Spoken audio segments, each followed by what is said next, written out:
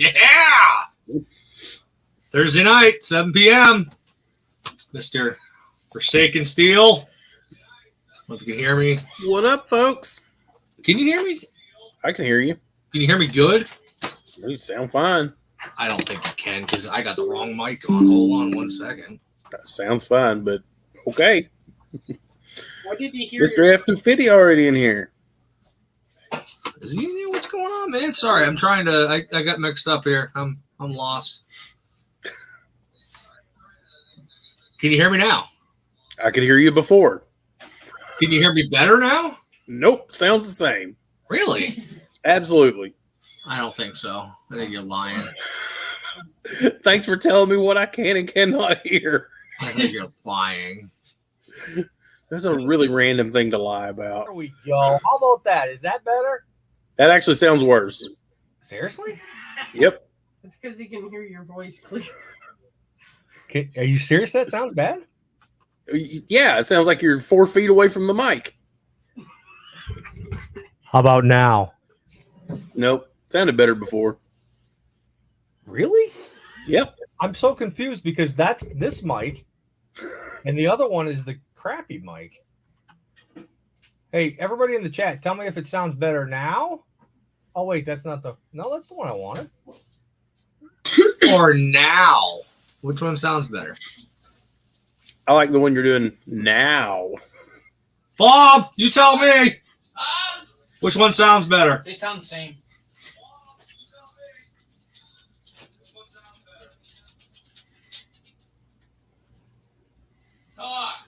Talk. Talking. What is love? No, we're not. This sounds better. Renegade now. Okay, I can hear you. Okay, I guess that mic is crap now. Try Sounds fine, so don't worry about it. Try my hand down. Welcome. I don't know where it is. Welcome to our live, where I don't know what I'm doing still after a year and a half of doing this. What's up? So I'm still getting over my cold. So I'm gonna have coughing fits. You're just gonna have to deal with me. I'm sorry. We're all good, man. I'm kind of sort of sick. She's definitely sick. We're good. They gave me penicillin. I feel fine, but I just have a little cough. Just a little job. This gentleman is right down by you. Yeah, well, he's like an hour and a half from me, but yeah, Not too far. I mean, it's not that far, but it's not like he's in my backyard, but he is pretty close. Well, technically, he's in your backyard, I guess. For the YouTube world, it's pretty close. Renegade says it sounds good now. I don't understand it because I'm telling you that's a crappier mic, but whatever. Sounds good now. Hey, Kevin, how you doing? Good old Kevin L. I don't see Mr. F250 in here. Where is he? At 7 o'clock, he made a post. Says, "Yeah, baby." He ding dong dip. I don't know where he is. He might have left. Maybe he had all he could handle of you. He's like, I don't know. I don't blame him. Maybe you couldn't tell between Mr. Shopcat, are you Mr. Shopcat. You working this evening or what? Hi, Snickers. I'm so far behind on Shopcat stuff. I had kept up with him for so long, and then just fell off. Yeah. I watched one of his, was it last week I commented, I think it was, Shopcat? I mean, the snow had just melted the last thing I saw. It's been a minute. Dang. Go to the pooper. You can come on live. Be like Car Mob.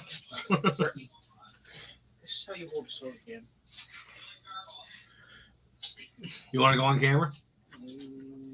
Come in and say hi. How could you be scared of that? We're on camera all the time. That is true.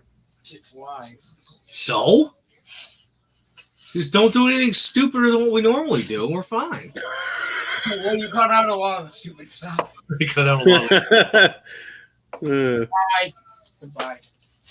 Hi, Buck. Shopcat said he just got their first big snow yesterday. So I just missed all the nice weather. All of it. I'll have to go back. I was thinking the other day I'm gonna have to go back and check out some of your stuff that you've been posting because I missed out. I see you like comment on other people's stuff or whatever, and I'm like, I need to go check his stuff out and see what he's doing, but none of them. They beat us to snow. That's weird. How much snow did you get, Shopcat?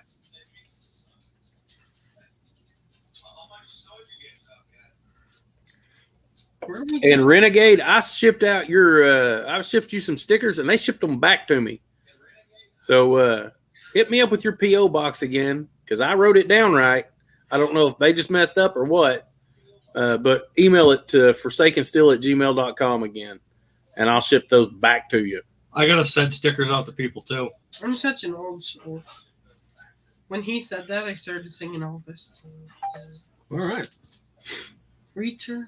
Shopcat, you're right. I'm subscribed to a lot of really good channels and friends and stuff. I barely keep up with my stuff. So come on, Simon.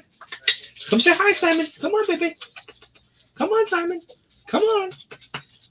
Come on. I'm sure you got a couple fans started. Say hi to everybody. Say hi. Oh, he's gonna go bat the about 8 inches already. Holy moly! 8 inches. Wow. That's what she said. Are they calling for more cold/snowy weather up your way next week? Look at that cat. He could see me on camera and he was wondering why. Now he sees himself and he's like, what's going on? Do you see David? Nope, the other one's in here. He's like, who's that dude? Vader came in? Mm-hmm. He wants to go out with us. Yeah, we're just we're crazy cat and animal people now. Vader's your typical cat. I think he's gonna bat the screen any second. I thought he was, but then he just sits there. So I don't know. We'll see. So you're all over double digits in animals yet? 11. Okay, that's hoarder level. You got to stop. What's going on, man? I've shown you my stuff. I am a full-blown hoarder. You're good to go, man. Well, it's true. I guess it's applicable to the animals as well. Yeah. So he put us over 11, and so I'm not a cat person. Anybody that knows me knows that. I just don't like him that much. But this cat is really cool. He is in love with this cat. I've seen like 45 pictures of you with this cat. I know. You see that he plays video games? The cat plays video games. You seen that? Oh, no, I did not notice that. Let me see if I can do this.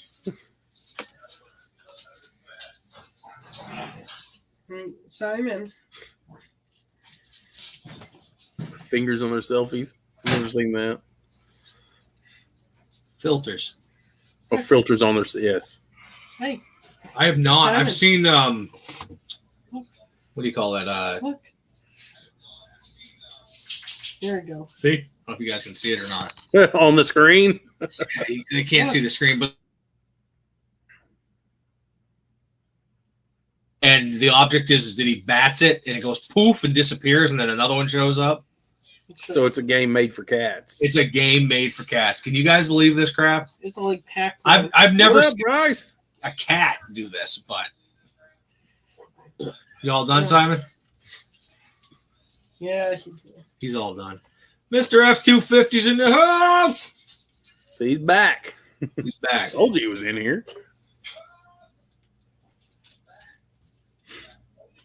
Yeah. What's new with you? What are you working on? Nothing today. Nothing at all today. Boom, baby. As you know, I've been a little under the weather. Brittany's got the Rona again, so that makes it 3 times for her. I mean, 2 times in the past year, right? 2 times in it was just a car show. Yeah, I mean, it's very recent.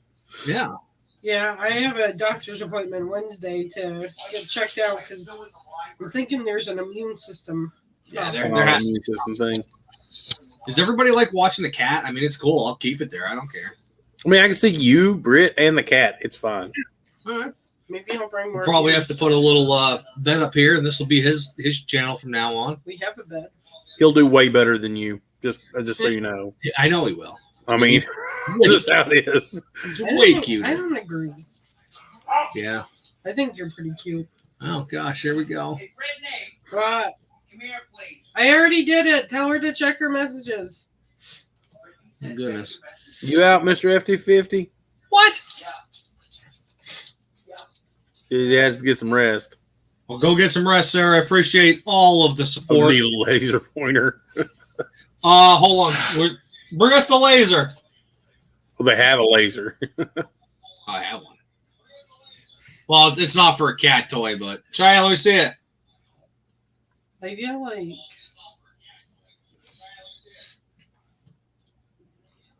What? Y'all trick or treat? Give out candy? Do anything? Oh yeah, Bob and I gave out candy. yeah to themselves. It's on the gecko cage. We gave out candy, all right. There's a He joined us. subdivision near us that we always take Madison to, and then the twins just stay in the van. You know, they can't eat candy anyway. So, and I drive around, and Madison and my wife go and trick or treat, and they had a big time. But that community does it up. Like almost all the houses have decorations and just all kinds of stuff. So it's a lot of fun. I like that it's a temperature thing from Harbor Freight. Would you have anything else going on? I have one of those. It's quite entertaining. Hey, why does Bob get to go to the brick front and I don't? Yeah. Renegade, I tried that a minute ago, and that cat wouldn't even look at my hand. Mr. F-250, I'll even pay my own way. I don't care. Let's go. Mr. F-250. I do. So I love, No, you're not on going. Fridays, I love my steak and cheese from brick front. Just saying. Is it? Tomorrow is Friday, so if you're in the area, let me know. My favorite is the puff pastry chicken. You're Huh? too Pastry chicken. Is it chicken inside like a croissant or something? You are. It's you know how beef Wellington has the puff pastry on the outside? Yes. It's the same thing except with chicken and Mm, cranberry yeah. sauce and Oh, I'm in. I love cranberry sauce. yeah. I still gotta send you bagels. Your hair? Do what? I still gotta send you New England bagels. Yeah, it's Hey, greasy. Yes. it's because the cat got on the computer. So I'm on a strict liquid diet. So I was very disappointed. I was gonna answer So that. I have to say the least. I tried their corn chowder. Now I make corn chowder and it's frothy. Don't go smashing Yeah. please. I'm not. I'm just saying that it was very thick. So it didn't do anything for me, but it tasted awesome. I love corn chowder. We have it once a week or so. Well, we have chicken corn chowder. Yeah, For chicken with ours. So I gotta get everybody's opinion. I already got David's opinion. I want to know what everybody thought of the video. Because to let everybody know that doesn't know me personally, that video was 100% who I am. Normally on camera, I'm a little more conservative. So I kind of just let myself come out with the video. And I want to know if everybody likes to see, you know, is it what everybody likes to see, or they don't give two craps? I gotta have some input here.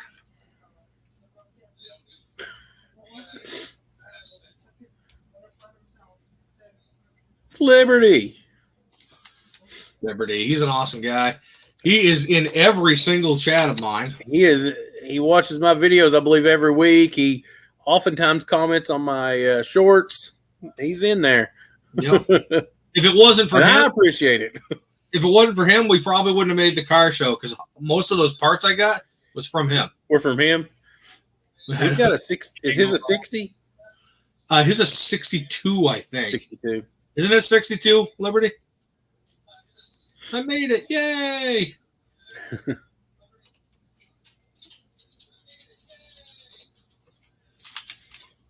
Boy, this cat really likes this, huh? Costco has good shorts.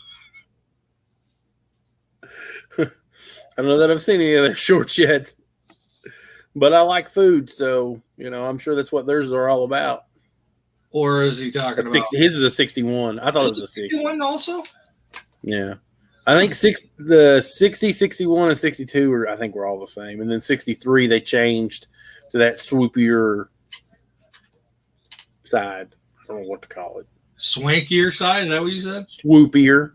Oh, There's a big swoop down the side. Yeah, I don't 63, 64. I don't want to toot my own horn, but that car turned out pretty good. And I got to tell you, it rides really well. No, Really? don't eat those, dummy. No, those are tax. Those are tax. You don't want to eat those. Yeah, Tax. It'd be good for him. Yeah, tax. That vet bill's going to be expensive. If anything ever happened, our vet bills would be redonkulous. Yeah. 4 dogs, 2 cats, 4 guinea pigs, a lizard, whatever else Brittany drags in. Spider, Bryce, so as somebody that shops at Costco, I wouldn't put them above having their own channel and advertising on there and whole 9 yards. Yeah, 60 to 63 was the first gen. I couldn't remember. My brother had a 60 Ranchero when we was growing up. I was not able to get the pilot bearing out yet, but I have the fix for that. Dude, go get the one I told you. Dude, I'm gonna cut it out of there with a die grinder. I'm done with it. I ain't playing no more. I am done with that thing. So I probably won't even record it. I'll just record me getting it out because I'm gonna have to sit in the tunnel area. I'll crisscross applesauce and with a die grinder with the die grinder or Dremel and just grind it away. I bought real carbide bits. I bet you if you went live for that, you'd get 1 million hits. I might. The problem is you're not gonna be able to see anything in there when I do it. I don't know how to get a camera in that space. I tried the Bread Renegade. There's no dice. That's the most stuck pilot bearing I've ever seen. It is brand new. I know. I mean, it's just super, super, super tight. But it is what it is. I thought about trying the grease, but I don't like using the Tried it. Beating on. I just don't like beating on the crank. I don't like using the slide hammer either because you're just sliding. I mean, it's just basically beating the crank the other direction. What's going on, brother? Somebody use peanut butter. Ugh. It's too stiff. I mean, it'd work. I mean, it's just a hydraulics thing. I mean, you're just using hydraulics. So same thing with grease. It's just, hydraulics. Yeah. Remember you and I talked about that? Yeah. A while back. I never had any good luck using grease. I used the first transmission I ever done, the first clutch I ever did. I tried with grease and I just couldn't get it to go. No matter what I did. I tried for hours and hours and hours and hours. I have so much money in that engine. I just beating on it just hurts my heart. So I'll just grind it out and then I'll pull it with that puller because the puller I had, man, I was hitting it with the impact. If it was going to come, it came out with that. I'm wondering if it's spread too far open. No, it can't go that far out. There's the lip on the inside. So I have the new pilot bearing sitting over here, and I expanded it out, just that thing out, just to see if it touched the sides. It does not. So I did all that off camera because but I was just trying to test things. If I showed everything I did on camera, my videos would be like 4 hours long. That's what problem I was having yesterday. I had great footage, like awesome footage of every single step of that truck, but I had to cut so much out of it. Yeah. Well, my last video was 36 minutes, 37 minutes long. So eventually I'm going to get out of the actual mechanics part of this stuff. So I'm not a mechanic. I don't care anything about mechanics, actually. I just want them to run good and sound nice and whatever. But I like fixing other things. I like custom stuff. So I've actually not got to do any of the stuff I really, really enjoy yet. So, plans for the car. I'm going to build a custom. I think they call it a wicker bill wing for it. I'm going to make custom functional hood louvers out of a sheet of aluminum I've got, and bunch of things like that. So, think about building my own splitter. You know, that's the stuff I enjoy. I actually care much about. Like putting this transmission in is fine. I like. I mean, I'll like it when it's done. But So you want to be a fab shop? I'm a fab shop. That really, I am a fab shop. I'm a fab guy. I like to make things.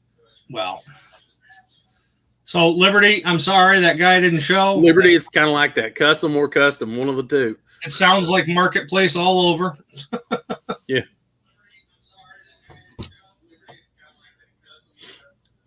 Layton, I have never welded aluminum.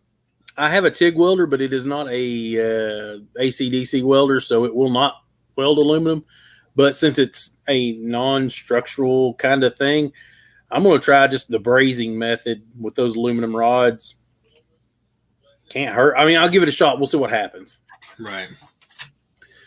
They sell a stamped steel hood louver for these cars, but they laser cut it and stamp it out or whatever out of one piece, and then they just turn the piece up to make the louvers, and it sits way down inside the hood. I don't like the way they look. So, like I could make that, right? How hard could that be? I like the 4-inch riser. The 4-inch riser? The hoods. Oh, like a cow style hood? Boom, baby. Yeah.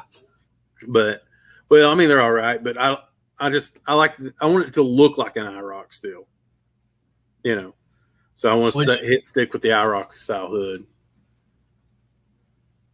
Grady, you're either really still or you're frozen, buddy. What? I'm frozen? Well, I can hear you. Oh, you're moving slow. Oh, you're back. You're back. I don't know. I don't know. He was over here messing with something. All of a sudden, everything happened. Ow! Don't be a jerk. Layton, it is what it is. Just deal with what you got. He's a psycho, I'm telling you. Oh. But yeah, I like fab and stuff. And so I've never done interior work. Like, I've never sewn any interior. Well, that's not true. I have sewn one thing before. But I really want to buy a sewing machine and do my own interior work on my next project. My next project is soon, probably within, I would think it'll be on the channel within the next, probably by the first of the year. So we're, 2 months out. Well, before you start talking about that, let's talk about getting your car going. Hopefully we'll be done with that, in like a week and a half. So I called you last night. I was like, dude, I'm so over this. How about you? Yeah, you can't be any more over it than me. I'm done with it. That's how I first found your channel, was that car. And you were at like 240 subscribers. Yeah. That's I only have 1,000 more now. You're gonna have to do a collage of. So I considered doing that, just clips from the car for throughout all the time that's been on the channel. It was off the channel for a long time too, because I worked on the stuff I had to do so I get paid. Piston Twisted Garage is in. What's Haven't going seen him on? in forever. I know. I sent him a link. See if he Yeah. if you had some time, come on in. But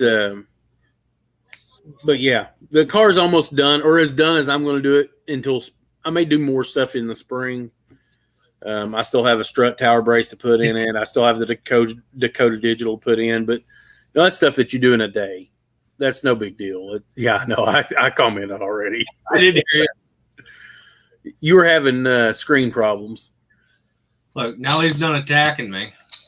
Yeah, was lazy in the corner. Yeah. I'm telling you, something about that cat, man. I love the thing to death.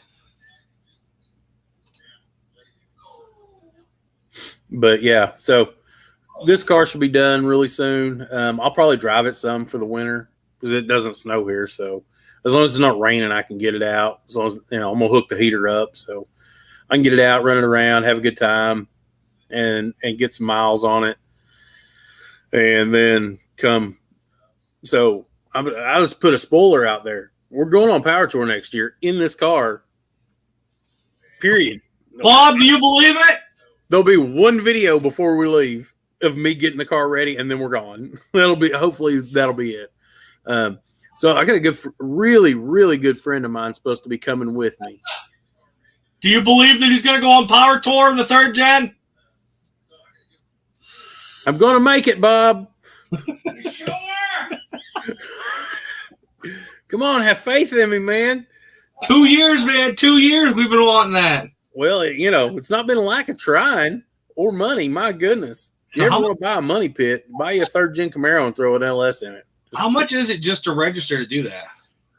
To register to do Power Tours, $150, $125. I don't know. You've lost 3. No, you went the first year. I went first year, yeah. This is just last year I didn't go. And then I had one hotel that I had prepaid for, so I lost like $120 on that hotel. But the rest of the hotels I didn't prepay, and they just let me cancel them, so wasn't no big deal. But hopefully we'll have months and months of drive time on this thing before then. So, and I think it can't not shift gears if it's a manual, right? Not totally true. It could have 6 neutrals. We'll find out. The next video, I'm tearing the rear tail shaft off the whole rear housing off the transmission to put the new shifter in. You have to do quite a bit of modification. So we'll see what the inside of the transmission looks like. Them dogs going like crazy. Some random person walking back down the street. Is it your new friend?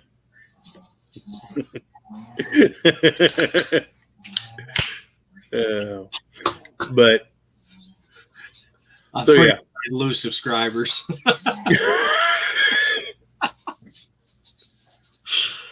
So, Merry Christmas and Happy Turkey. Hey, what's up, Mr. Mark One? How you doing?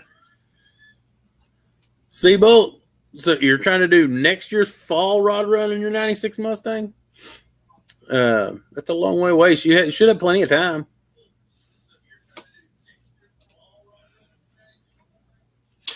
I think you could have made it had you not put that auto in and not gone on vacation. So if I hadn't went on vacation, I still might have made it. But even with the not putting the auto in, the clutch that I had in it was wrong. We might have made part of Power Tour, but I'm pretty sure I smoked that clutch before I was done, and that'd have been into that.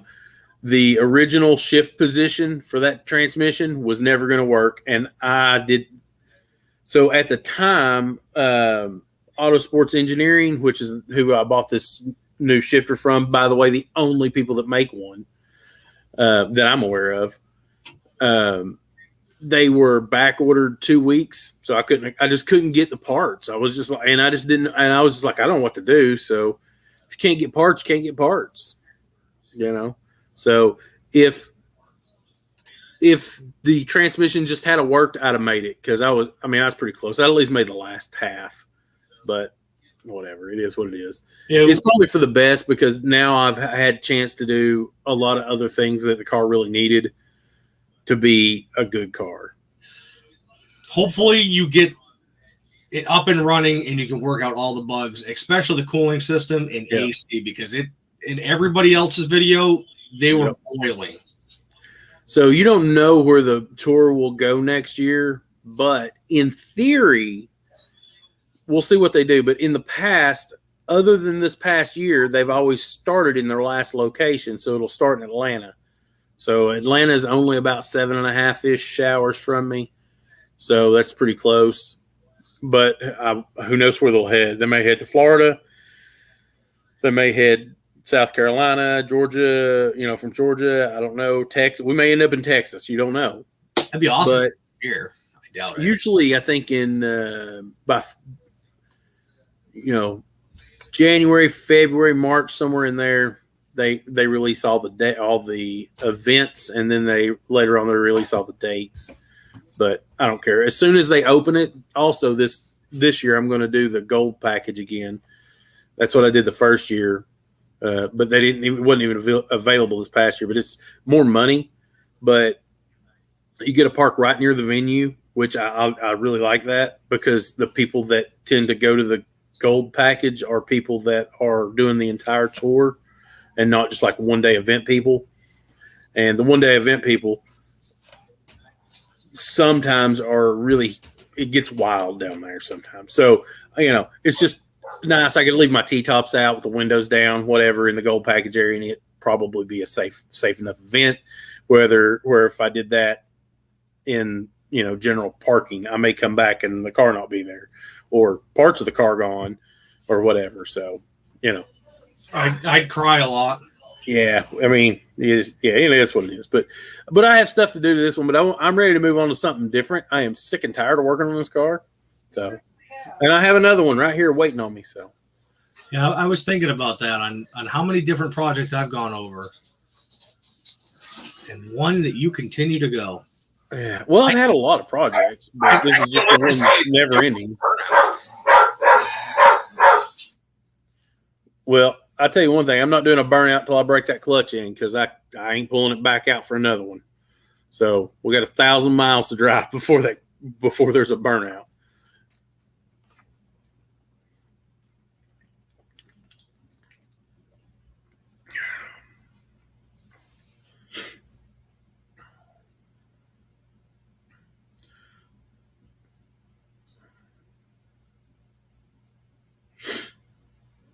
Oh, Liberty. I don't know where you're at, man. If there's anything you want, you better go get it. Are they selling whole cars? Mr. Rockwood.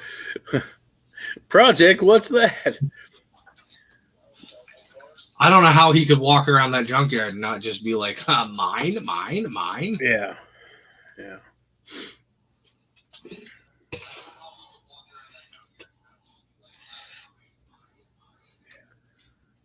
Gavin, 9 to 11 months. I believe it. Wow. Oh, is it what year is that Focus? I had a 15 that the transmission was bad on, and I was out of the service recall mileage, but great car. It was the I think it was the titanium version or whatever. I can't remember, but that thing was loaded. Just so fun to drive too. Sometimes it shifted fine. Sometimes it wouldn't shift out of second gear. A lot like this one. So I can't wait until I start working on the new Subaru. I'm sure if people had watched the video all the way through, they would understand what I'm talking about. But in the background, there was a Subaru that I'm working on that hopefully is mine. I think we've made the deal. I just don't have title in hand, so I don't consider it mine until I have the title. But I figured out the idle issue, which apparently in Subarus you have to relearn. If it loses power for extended amount of periods, you have to relearn it. So I did that. It runs better, but not great. So it probably could use a tune-up. It's got 150,000 on it. I haven't done a compression check or anything, but I've already done those motors. Like I can already do those head gaskets pretty much with my eyes closed. The weird thing is, so it's got a clicking noise, like almost like a CV shaft when you go to take off. But he put brand new CV shafts in them, like brand new, and it still makes a clicking noise. I'm wondering maybe wheel bearing or something. Could be. Does it click over and over or one click? I just go ding, ding, ding, ding, ding, ding, ding. The faster you go, the louder it gets. Oh, that sounds like a wheel bearing. Yeah, it doesn't feel like a transmission issue because it's got the CVT transmission, I think. Because I can feel it. It's a weird. I don't like that transmission, but I think it'll be nice having something that's not going to require money every other day like the Jeep, you know? Yeah. I love my Jeep. I'll keep it. I'll fix it. I'll do the motor work. I'll do all that, but it'll be nice not have to smell oil burning every 10 seconds. Well, it's Jeep, so that's what they do best. Yeah. I That's own how you cars too. They're leaking. That's how you know they have oil in them. Yeah. Kevin, the one I had was super nice. I loved it. It had push button start. It had the MyLink Entertainment or whatever I can't remember what it's called now, but where it hooked up to your phone automatically and all that stuff. It was super nice. And but sometimes I sold that thing cheap. I think I ended up selling it for like $2,000 or something. But I thought, with the known fact that it needs a transmission, and guy drove down from Kentucky to buy it. So I don't know whatever happened to it from there, but I really did like it. It was this pretty pearl white too, that like changed colors in the sunlight. The sink, that's right, my sink. But but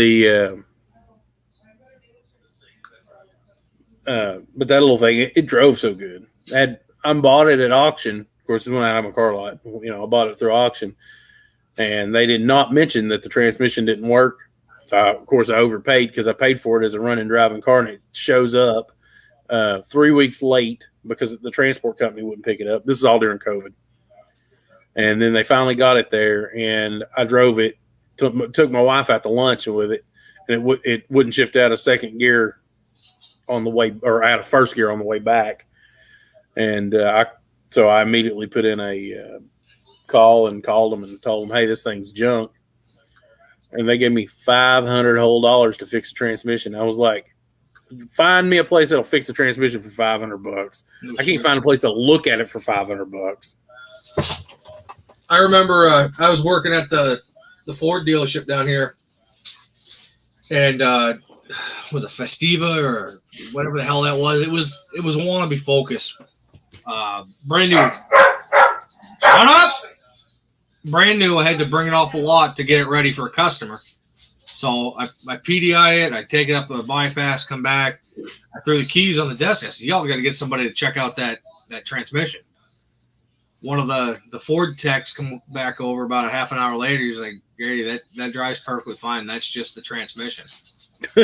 What? Dude, it feels like it's going to shift, but then it never does. He's like, yeah, that's a CVD transmission. I'm like, that is garbage. I would never want one of those. And here I have one now. Yeah.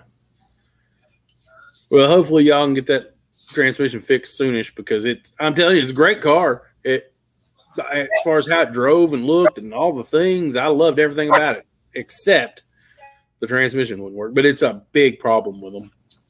It's Mr. Mach 1. What's up? What is going on, my YouTube friends? Mustang, brother? Hey, did you see the 65 I bought? I did not. Maybe I did. Did I comment? Probably not. I try to comment every time I see something. Did you just post it before this? No, that was the block I just bought for the Fairmont. Oh, okay. Hold on. So I bought the 65 Mustang.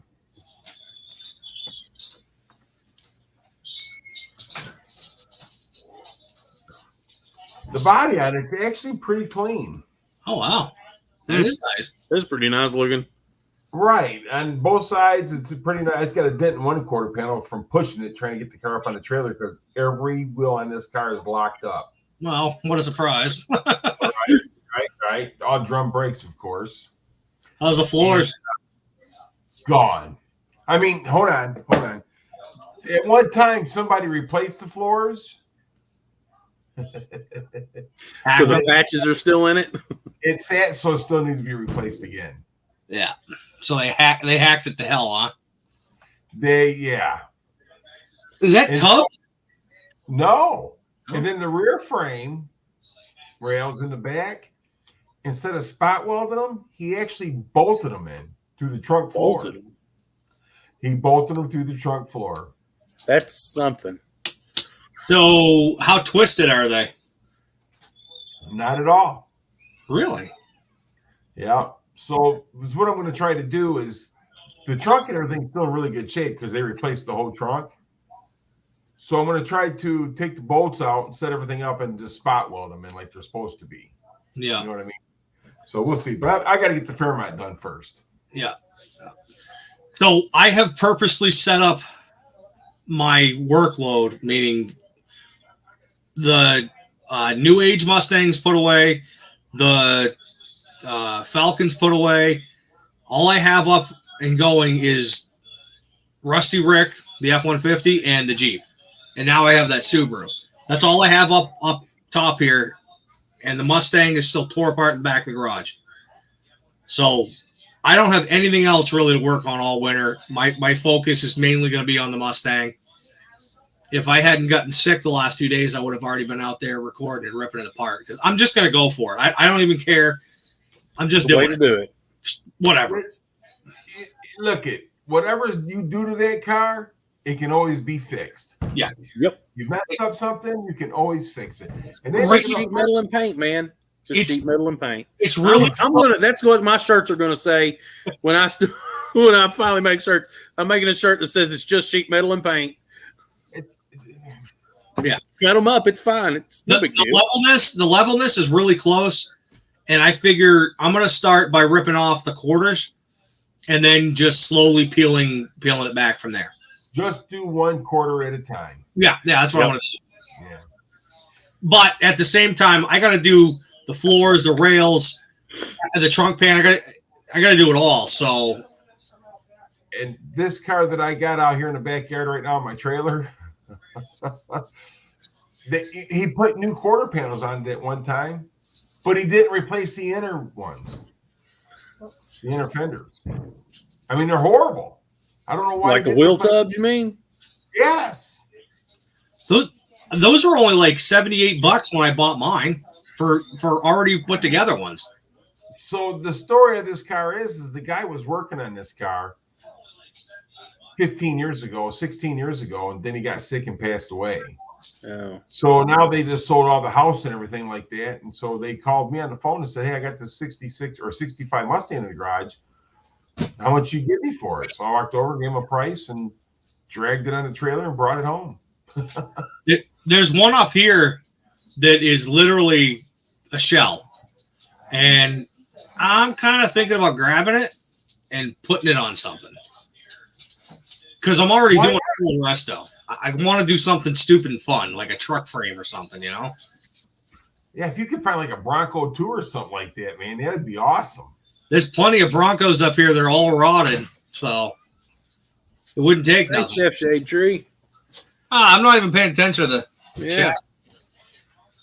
We started talking about Mustangs. You know how I You get. also missed Bill Beckett saying he does it right because he does it twice. So one of the things I learned when I first started like doing sheet metal work was that you don't know what's wrong till you break it, and then you can fix it. I always cut it back out and do it again.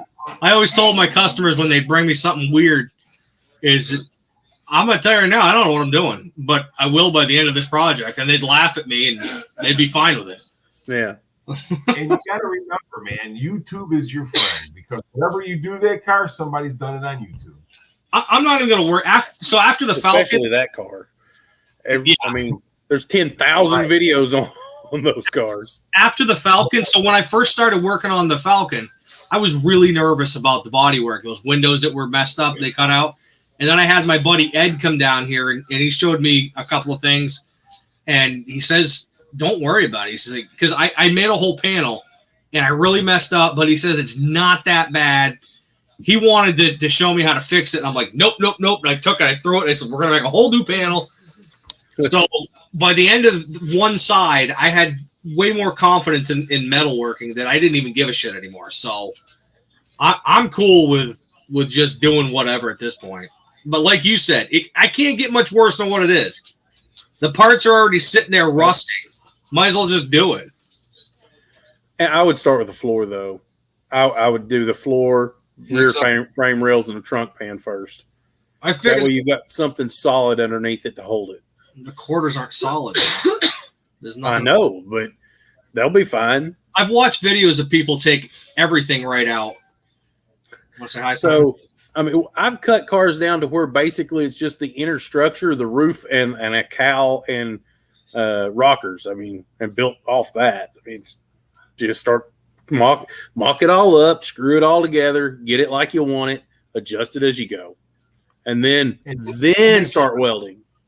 Just make sure it's level. That's the main thing. If you got that car level and all the parts are straight on it, it just makes everything so much easier. It goes easier, yeah. I Yeah. do. Yeah. Well, I'm not going to worry about it. I'm going to get as level as possible. Like you said, whatever. Lipstick on a pig. I mean, I do pretty much everything as it is. I'm not sending this out. It's my project. I'll have it done. I'm going to tell you can put lipstick on a pig, but don't put a wig on it because Chef Shade Tree will try to cook it and eat it. It's better than married, I guess. Yeah, but if you're marrying a pig, then you are married to bacon, and that could be one of the best. I do like bacon. I do like bacon. Bacon, bacon, bacon. He's just watching you guys.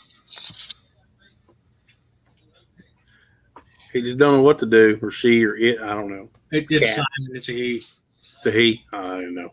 It's a he. So for sake of Steel, I haven't seen any more videos on you because I've been busy as heck. I'm sorry, guys, but my life, That's fine. between work and everything like that. How's the Camaro coming? So we got the motor runs great. After I put the LS in it, and I had the 4L60 in it, wouldn't shift, but it's a computer issue. And I fiddled around trying to get Vitek to work with me. And I finally said, forget it. I have the 6-speed for it. So I've pulled that 4L60 back out. So we're putting the Nissan transmission in it now. I have it. So there's only one other guy that on YouTube that's ever even put a CD009 in a LS swapped Camaro. So, and he didn't finish. He cut like half the tunnel out, and he did a lot of stuff that I didn't do. So his is very cut up. Mine's not. So I've got it now. I've got the clearance made. I can get the transmission. I had it all bolted together, but I've pulled it back out because it's all mocking it up, making sure it's right. I mocked up everything's been mocked up now. I had to do a inspection cover style shifter, which is like a top load style shifter. And I had to change some stuff, but I'm probably 3 weeks out from being done with the car. So, but the motor is a beast. It is. Yeah. So the 4L60 I had wouldn't shift out of second gear, but first and second gear, man, it is just a monster. It's way more than I needed. I didn't intend to make a car this quick. I was thinking that I seen the last video, and when you first started getting the car on the road to drive it, Yeah. and you was a problem with the transmission shifting. Yep. So I think that's the video I seen on it. yeah, and I chased that for weeks, and I was in contact with Vitek. I bet I've spent 30 hours on the phone with Vitek. Over the span of several months, a month and a half or so, and it finally just got to the point where I was just tired of fooling with it since I had the transmission. That wasn't the transmission I wanted to run in this car, anyways. It was always just a substitute for the 6-speed that I had sitting in the floor. So, growing I just went ahead and started back in on that. So, and I'm to the point now that I'm confident that it will fit, it will work. All the stuff's going to work out just fine now. So I'll be the only guy on YouTube with one. Not awesome. that anybody cares, but Oh no, we care. Just got to get time to watch them. But anyhow, oh no. I mean, nobody cares that I put a Nissan transmission in a Camaro. I think you're wrong. I think there's another guy. I don't remember his name. I'll have to find him. He was doing the same swap. Well, there's another guy that's done it or started it, but he's not finished. He started following my channel months ago. Really nice kid, but he just he works on it when he's got time or money, and I don't think he has either one. So, but he chopped up the like the actual frame and slid the motor forward instead of changing the shifter. Where I said, I'm not going to do that. I don't want to put the weight any further forward. I won't wait as far back as I can get because I want to be able to take this car and actually go and do some track time with it. You know, I want to do some road course stuff or whatever. And you can't, pulling the motor forward is not the answer. You want to, get it as far back and down as you can. So, but I've got it to the point now. I've got it beat. It's just a matter of finishing it now. So you'll get her done. Yeah, So, anytime you're doing something for the first time that nobody else has really done, there is no playbook. There is no list of parts. You don't actually know that it'll work. Other than I know for sure it bolts up to the transmission or to the engine because people put them in drift cars. But I don't, as far as fitting in the car, I didn't know it ever worked. I said I'm going to try this and see if it'll do it. So well, good luck to you, man. I hope it works out for you. So, Clucker Junkerz, now my question to you is, since your wife's sitting right next to you, what's going on with her El Camino? That thing about time and money? got neither one? Got neither. And now, so I wanted to talk about it. Or is it for the future? As long as it's not to do with my thing, you should be okay. Okay, so I got Maybe. I turned in the Renegade. Decided the payments are stupid. So I got a really awesome 2005 Jeep Grand Cherokee Limited. I think I've seen that. It's a Hemi rig. Hold on a second. I'll get it pulled up. V8 Hemi. Blah, blah. So in order to get it inspectable, now instead of putting money towards the El Camino right now, it's now going to the Jeep. Which I think I think you made great decisions.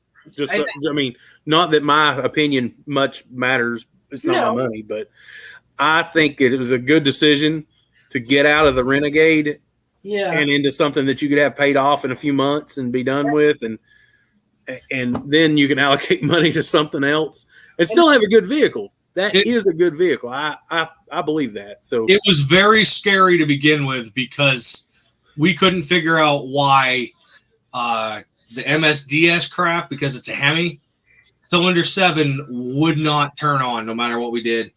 I ended up sending it to a local shop that's really good with wiring, and he confirmed that it needed a computer. So I immediately found one for $400. There it is. Yeah. So Well, the main thing, as long as you're happy, that's all that counts. I am super happy. This thing, I've never been in love with a vehicle before.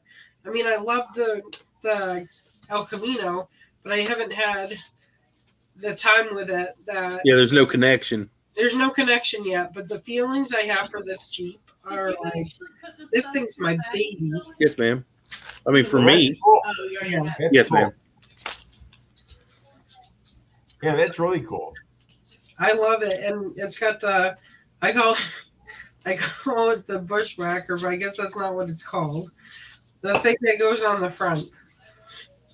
The push bar. Yeah, that. Oh, I'm going that's dark nice. mode, folks. I'm gonna eat my dinner. Go for it, bro. Right.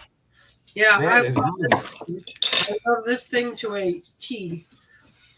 So, like I said, it had electrical gremlins, and it was kind of funny. After we got the computer, we sent it up to the local dealership here, and obviously I can't program the computer, so we sent it up there. It was $280, something like that. Yeah. We get it back here before she even knows it's home, and I'm working on it, trying to get it to the point where she could start driving it again as a surprise. And I can't get the check engine light to even reset. And I'm like, what is going on? And it's got a billion different codes in it, more than what it had. So I started popping around, looking at the wiring and shit. And they left the ground strap off that goes to the computer when they installed the new one. And I'm like, what? So I took a picture of it, took a quick video, and I called the dealership, and I'm like, why did I send this to you guys and spend a premium amount of money for you to press a couple keys? So they put me on hold. 2 minutes later, they said, listen, the money's been refunded. Don't have to worry about it. I'm like, what? Really? I was expecting a couple dollars off, not free, you know? Right. Oh, Well, they knew as well as you know that leaving a ground off a computer can be the last thing the computer ever does. oh yes, very much. And they knew that. Oh, while I'm there, I might as well show you. For people that don't watch the videos, shame on you. This is the Subaru that I've picked up. I love that car too, but he tells me not to say that. No, she can't say that because she's going to try and steal it. No, just drive it. Only got 150,000 miles on it. Ain't bad. Not at all. But I've sold more cars driving them with a for sale sign in them than I have putting them out somewhere. Mm-hmm. It's got a bit of rust right here, as you can see, and a small amount over the wheel well. Other than that, that's it. Yeah, well, you live in the north, so you're going to get rust. Yeah, no matter what happens, we're gonna rust out. Right. Oh, Shelby, give it a rest, girl. Seeing the video underneath the of Rusty Rick, whew, made my heart hurt. Mine too. Everything has scale. Whew. I bought that truck probably 12 years ago, and when I first got it, it had You don't need that. some of the passenger side was caved in because the guy had hit his boat. I immediately sent it up to my buddy's shop. I made that truck pristine. There wasn't a speck of rust on it. The paint was mint. It sounded good. It ran perfect. Everything that it needed to be okay. And then now you fast forward all these years later, and there's almost nothing left of the truck. It kind of makes me want to cry. I'm not going to lie. That is, Yeah, they gave you 12 years of good service. it's been a remarkable truck. There's a video on my channel. Everyone wants to go watch it. You can watch Rusty Rick pull a 40 some odd foot camper up my backyard. Yeah. Wow. It was a pain up our butts. Oh yeah, it was Pulled it into terrible. Up the backyard. It was terrible. If I had the F350, I don't know if it would have done much better, to be honest with you. I really don't know. Because I ended up calling my buddy with a tow truck because we were stuck. We couldn't. It was done. There was no more moving at all. The ground was soft. What about when the sewer line went? Oh, when it was coming out. Oh, It's like Bob Saget in that movie. I should have been recording Everywhere. that. I should have been recording it coming out. I really should have. I did have it recorded on my phone somewhere. I used to see Brittany out there. Shitter's full. Shitter's full. I'm telling you, my favorite though. I love that, but I still like Bob Saget. There's shit everywhere. It's on the walls. It's on the floors. It's on my towels. Everywhere. Man, he's a great comedian. Yeah, he was. He was. Have you ever seen the Penguin movie he was in? It was I really. don't think so. It was like it was picking on like Hop or whatever that Disney movie is with the penguins. Except they all made fun of it and they did voiceovers for the penguins, and let's just say it was very Bob Saget-ish. Like, I bet I would enjoy that. He's quite vulgar. He is a very vulgar person. this was a very vulgar movie, but it was funny. I didn't know he was that vulgar. I just thought he was one of those really nice people. Nope. No. He would get in trouble on the background set of Full House because of his language. So I don't know how he ever made it through casting for Full House. I know, right? I mean, He needed a job. like somebody owed him a favor. Something like that, I guess.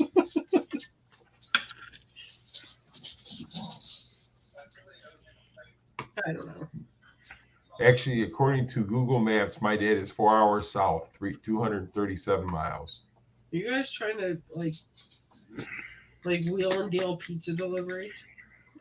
We're getting a pizza delivery?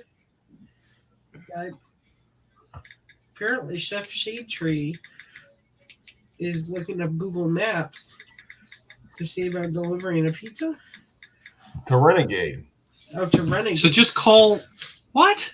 That's easy. Domino's. You can deliver from anywhere. Yeah. It's true. But the thing about it is that Chef Trade Tree, he lives in Ohio. Renegade lives in Jackson, Florida. So good luck. By the time he gets to Renegade's house, he's gonna gotten hungry and ate that pizza. Yeah, but all he has to do is set his address as Renegades and pay for it, and he doesn't even have to leave his chair. What are you doing? I know, I have the blanket waiting for him, and he's like, I don't know. He just wants to mess with the computer and the I thought he'd screen. want to like cuddle up in the blanket. Here I am feeling like actually I can't reach it. YouTube. Probably don't. I look like one of those people. Oh, he's talking about delivering a vehicle. What kind of vehicle? Oh, I know what it is. This is the Windstar. Where did the stickers go? There was a box of stickers up here. Where'd they go? Did you A put buddy of mine had a first generation Windstar at a car lot a couple of months ago. I almost bought it just out of nostalgia reasons. Like what year? I think it was it's the first generation, so it was 80 something. Oh, I had a. They weren't great vehicles, No, I had but a they're kind of cool. I was working at the dealership when they decided to recall the rear axles on those things. We literally filled up an entire parking lot, garage, upper lot, everything. It was crazy. So, I don't know about the Windstars. I'm gonna get Junkerz jumping down my throat for this one, which I guess wouldn't hurt. Maybe it'd make the strip feel better. But I actually like the Astro over the Windstar. How are we together? I'm sorry. I'm really sorry though, but I think you can take Junkerz. She probably could. Yeah. I've never hit a woman, so she would have to win. Not yet. I gotta burn the toast first. Gotta burn the toast. Can you take your garbage off the? You've been in here for 2 minutes and you've already filled up the desk. You're a woman. What do you expect? How much? You gotta be good at. Hey, you gotta be good at something, right? I gotta be good at filling. Although I was good at cooking, but now we're finding that our youngest is better at cooking too. My son is a hell of a cook. It's Really? yeah. Oh yeah, I'm very easily replaced. Yeah. And then this one's taking culinary. Yeah. So Cheyenne's pretty taking soon they'll culinary. both replace me. She comes home with like cucumber sandwiches and smoked salmon sandwiches the other day. And I was like, Well, I love smoked salmon. I don't care what you do with it. I don't know how long he was sitting out, so I wouldn't touch it. have you ever heard of smoked salmon cream cheese? Smoked salmon cream cheese bagel. Oh my! Oh yeah. That sounds all fancy like. I Oh, just it's so good. like my cheeseburgers. Oh no, I'm addicted to it. I can't believe Dunkin's doesn't do it anymore. When I was working at Dunk's, at first we had smoked salmon. Well, they've not done it in a long time, right? What are you doing? Oh, did I just crush him? No, he's over there now. You all right, buddy?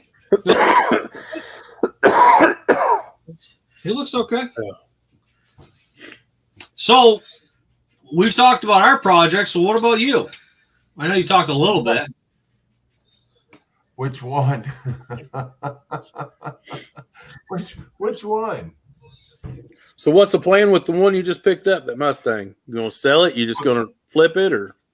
Right now, I'm waiting to see what I'm gonna do with it. But I got the 80 Fairmont that I've been working on for 10 years. I just bought a 302 Mexican block for the Fairmont, so I'm gonna build the 302 for it.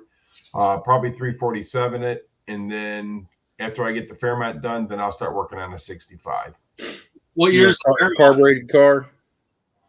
Yes, the Fairmont is a Automatic. yes, the Fairmont is a 1980 box top. Ooh. Oh, it's a box top. So So it's a I Fox. have a thing about weird vehicles, and So Sleeper Dude does a bunch of them too. But I just have a thing about weird vehicles, like stuff that other people don't build. And I always thought the Fairmonts and the Futuras and stuff are Futuras were always really cool because nobody built them. But literally, it's just a Fox body Mustang that you can do. You can buy almost everything for it for suspension and everything. Yeah, the only thing really different is that they're a little longer. Yep. And they're lighter. Are they lighter? I didn't know that. No, they're much lighter. Where a Fairmont, I'm just using this as an example because I don't know the exact numbers, but where a Fairmont with like a 6-cylinder in it, you're talking about, maybe 2,500 pounds. When you're looking at a hatchback Fox body Mustang, you're looking at almost 3,000 pounds. Really? That's crazy. I wonder if it's all the extra glass and stuff.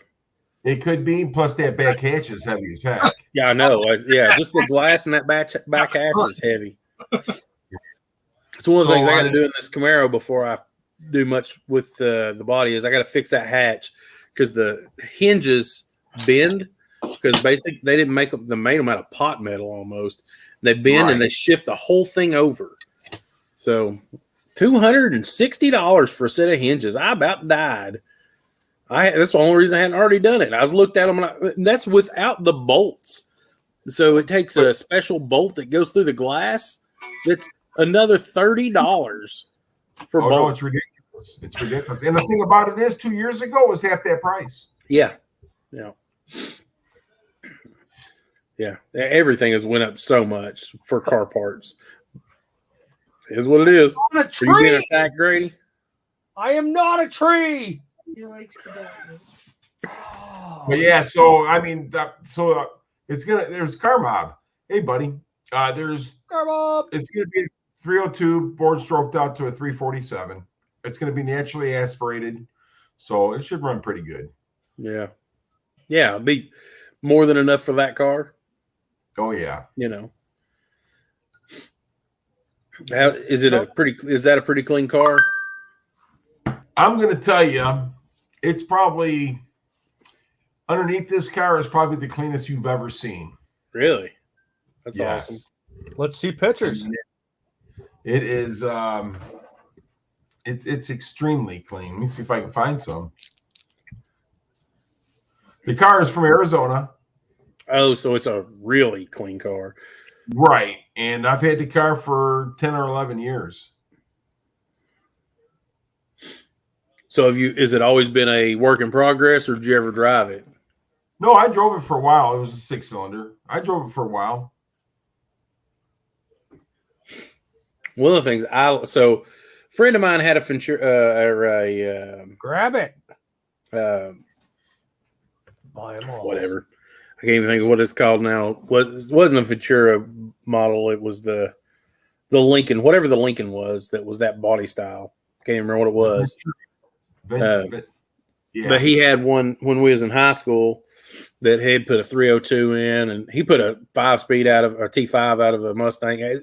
So he had a wrecked Mustang is what it was, and he put all the running gears in that one. Man, that thing would fly, but it drove so nice. I have not seen one of those up here. So here's the bottom of the car. Holy moly! Wow. And I mean, when I say that thing's clean, you could eat off the bottom of it. Ask Car Mob. Car Mob's seen it in person. Wow. That's crazy. I'm not even a car expert like you guys, and I still can tell that is like Oh, we're not experts. super clean. Oh, we're not. Yeah, I'm a hack. I'm happily hacking my way through life. Oh, that is a good-looking car too. I love it. Yeah, Is it's that enough? no, it's not an El Camino. Do you notice it's not a truck? Is it silver or gray? It's hard to It's tell. blue. Is it blue? Oh, it's blue. It's really hard to tell in that picture. And this is the rear end I got under it right now. Nice. 9-inch. Wow. 8.8. Is it an 8.8? 8.8, all tubular suspension. So 8.8 was tough. is that out of a Explorer? No, it's out of a Mustang. Really? Yep, I've had all the tubes welded up. I had the rear end is rated at for about 1,000 horsepower. Really? So what's the plan? Are you gonna make this thing a powerhouse or just a driver? It's gonna be both. Depends on the minute. Yeah. Zephyr. That's what that car was. Zephyr. It's same thing, Bully Mercury. Yeah. That's one my buddy had. I thought it was a Lincoln, but now I think it was a Zephyr. Yo. But he bought it, and they just shoved that motor and trans in it. But that's been, that's back in the 90s. Live on both, absolutely. So here's a better picture of the underneath there. That is really nice. Man, that thing's clean. I would love to have a rotisserie. That would be like, those are goals. The guy had a Chevy on that thing, a full-size Chevy Bisqueen, like a 67. And he goes, I'm done with my car, man. Come get this thing out of my garage. So get it out of here. I went over there, got out of his garage. It was the best thing I ever picked up. Yep. Wow. That's cool. And my goal is to have enough room to put one in the garage and not have to worry about it because it just takes up so much room. So that just goes to show you that's what it was before I painted it. Man, so it was clean. It was clean to start with. Look at that. Exactly. Mr. Destroyer's here. What up, Destroyer? Still working? Probably.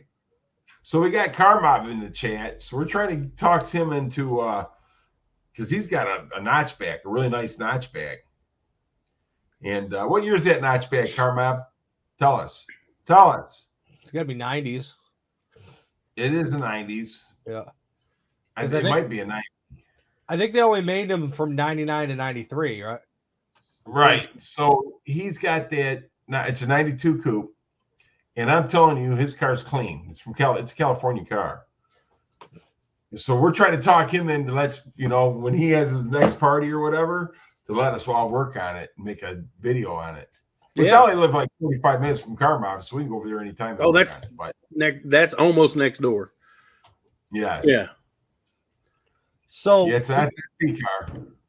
We got enough people in the chat. David, I still haven't announced anything 100%, so try and be as discreet as possible.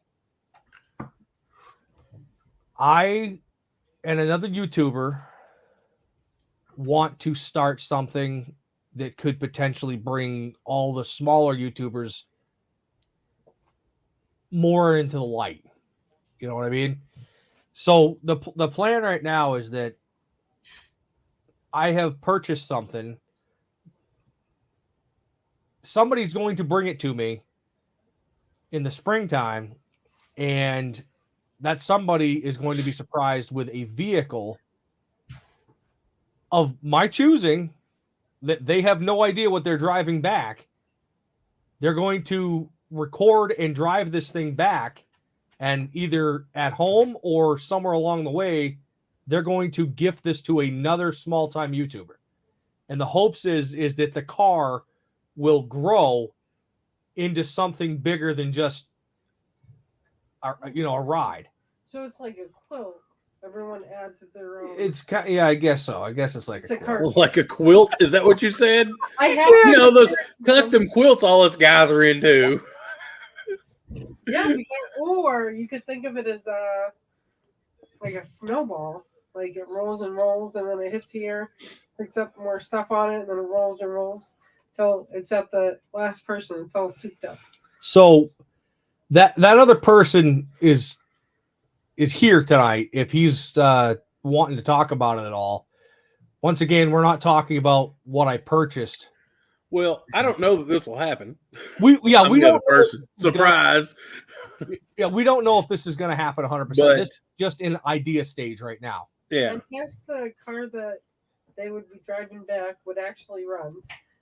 I didn't say that. I said I'm getting. It's got to make it 1,000 miles. It's 1,000 miles one way. So from my house to yours is a little over 1,000 miles. We still make it on a trailer, David. That's right. It gets expensive if it has to go on a trailer, though. It gets title in the glove box and left. You rent a car and go home. I have the perfect idea. So that's kind of the plan in a nutshell. Is that I have purchased something, and he's possibly going to drive it up to me in the spring. The vehicle will obviously be safe enough for him to get home and to the next point of hopefully. I mean, obviously, it's not So going to. y'all know, he sends me pictures of stuff, and he sent me a picture of a 3-wheel Cushman the other day. He's been talking about buying a bus, so Just saying. I'll end up with like a Hopefully, he wants to do that in the summertime. Yeah. So you imagine going down the interstate on a 3-wheel Cushman, doing all of 43 miles an hour, wide open. Now, There you remember, I came up with the idea of a vehicle, so it has to reach the description of a vehicle, and that's it. It doesn't have to have. It's true. So you I just throw figured- them back on a truck. Destroyer. It was I think a 23 horse Cushman engine, if I'm not mistaken, is what's in those. So I was thinking of the movie Planes, Trains, and Automobiles. Oh God! Or it's a mad world. So I think it would be really cool to get like, I don't know, a dynasty or I don't know. I have no idea. It's New England. I have no idea what I'm going to find. Please don't give them a smart car or a I can't. Get, Tonka wheels. that would be going against all of my everything because I've said I'm never going to purchase one, and that would be me purchasing. Oh, A smart God. car. Yeah. He's gonna You ever say Right sit in there. one? So there's Car Mob right there. He says we decided not to make the Shelby faster and build the Fox by the next spring. So that's a plus. But at one time, another community that I'm with, we got a box, and everybody sent it to different people, and everybody took something out and put something in, whether it was a sticker, a flashlight, a keychain, or whatever, because it's just a regular box that we could go. It was cheap to send to everybody, and so that's kind of like the same thing. Yeah. What are you gonna do with Exactly. a car? Yeah, but I mean, obviously, the thing that David has brought up is that when it changes hands, so does the title need to change hands. Yeah, because whoever has the car needs to be titled in their name. That way, they can put insurance on it, and it's their responsibility. And it's also their responsibility to make a few weeks worth of content out of Right. it and pass it on. exactly. So, And I'm just going to go to AutoZone and buy all the gaudy chrome stuff they have and just, Perfect. You never know what's going to be next on the car. And I'm looking for something that's stupid funny. fuzzy dice. Like an ice cream truck or something. But at the same time, I want an ice cream truck for myself. So it can't be cool enough that I want to keep it. Wow. So, if it's an ice cream truck, I'm going to turn it into a kid hauler for my twins and put the lift in it. It doesn't go anywhere else, just so I'm you know. I'm okay with that. If you do I've an been ice looking cream for a truck, Devco for a long time. if you do an ice cream truck, when you bring it to my house, it better be full of ice cream. If it came to your house, if I have it, it's going to be full of kids. So, I don't know if everybody in here knows, but I have twins that are in wheelchairs, and I have a handicap van that I absolutely hate. We never use it because I hate it so bad. Yeah, you need yourself a So we just use a standard town and country for now, but they're getting bigger, and I'm going to have to do something else. And I told my wife, I'm just going to have to build something. the old so- 50s truck, milk delivery trucks. That's what Yes. you need. So I want to do one of those on like 22s or 24s, air ride, so I can slam it, Yeah. Perfect. But it'll just be, but instead of putting it back on a standard frame, get like a Silverado frame or something that's already got an LS and that runs and drives, pull the body off of it and do a body swap. I'm all right with all this idea. Yeah. I wanted the. What was that other one you had a while back, and you and I were talking about? You were going to do a whole A-team thing too. Oh, I mean, that's the van I have. It's a B3500 series. It's a 99 Dodge van. I hate it. It just drives like garbage. There's no room in it. I mean, will it get you there? Absolutely. Does it have 370,000 miles on it? Absolutely. But it still runs okay and stuff, but it's like driving a boat. I mean, it's just so big, and it just It's not meant for comfort at all. It's meant for public transport. Like it was a public transport vehicle. So, it runs and drives, and in a pinch we can use it. But I would rather I could build something really cool, and make it what we need and want. So, hello, Drag Race Channel. I'm sorry, I haven't Drag seen Race Channel. I don't know that one. I don't know that one either. So I'm just saying, hey, how's it going? Yeah, welcome in. Sometimes we get really in our chats and we forget that you guys are there. That's true.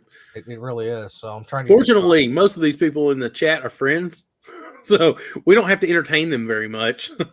Shopcat says something about vegan ice cream he had one time when he was working on an old ice cream truck. That's interesting. It's probably made out of seaweed. Ma! But yeah, I've been looking at some sort of van for this for a while. I just haven't found anything. I like the old Devco vans, the milk truck vans. They use them for everything, but they're out of my price range. That's what I found out is they're out of my price range. They're $6,000 for something that needs complete and total restoration. I'm like, nah, I'm cheap. So thank you everybody for saying hi to Mom. I appreciate it. All I got to say is that, Junker Clunkers, you better be good because your mom's in the chat and I believe she can still whip you. She can and she will. And she will. But if I end up, bringing your vehicle up to you and picking something up, yeah, I mean, I think it's a fun idea. Here's my biggest issue is the more I think about it is, do I have time to do it? Well, maybe we'll figure it out. There is no we got time. rush. Because we've got the salt. So just to let everybody know, I've already purchased my vehicle that he has. Yep. So that part's already 100% done. Either way, at some point in time, it will come up here. We have no idea how or when. I know most people have some kind of a plan, but no, whatever. Well, this is the thing. You talked about, here you go, Car Mob just hooked you up. Whoa! You talk about. Thank you very much, Car Mob. I appreciate that. Everybody's got to put the title in their name and stuff like that, but you're just going to have that one person that's going to end up robbing a bank with this thing and it being your name.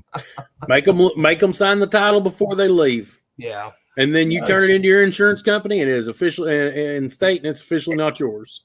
And copy it, but it's still the bull crap you got to go through. Yep. So, but that's the biggest thing is like you can't, because if you didn't title it and the next person didn't title it, it's just the liability is so big. Yeah. So exactly. It has to be another channel that's trying to do things right, so to speak, and is willing to spend the money and have a good time with it and move it on. Just make sure that it's well thought out. That's the main thing. Yep. Because it seems like a really cool idea, but just the things that could happen in due time. Because you got insurance, some states are no fault, some state, you know what I mean? It's a big deal. So yeah. Well, I mean, like for me personally, if I was picking something up, it's going to have my insurance on it before I leave. Yeah.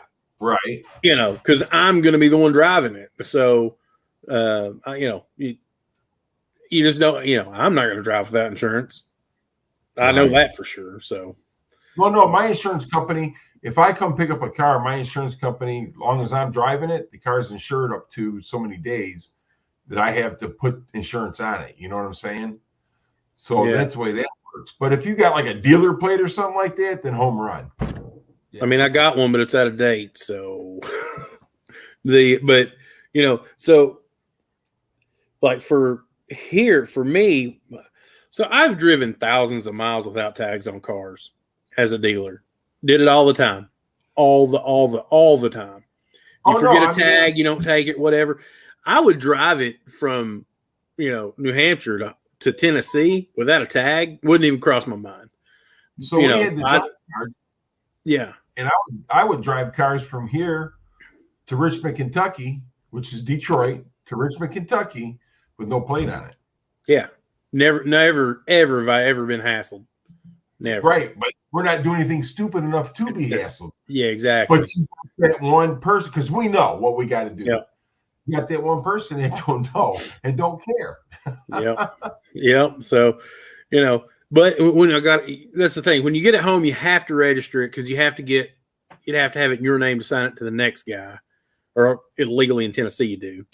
So, legally anywhere, really. I would think anywhere. I don't think there's any state you can pass a title person to person without tagging it and it be legal because you can't pay taxes on it if you don't tag it. Title it's highly. It's called jumping titles up here. Yeah, that's what it's called here too, and that's you just can't do that unless you're a car lot or something. But you just gotta make sure you get it to the right people that's gonna do the right thing. Right.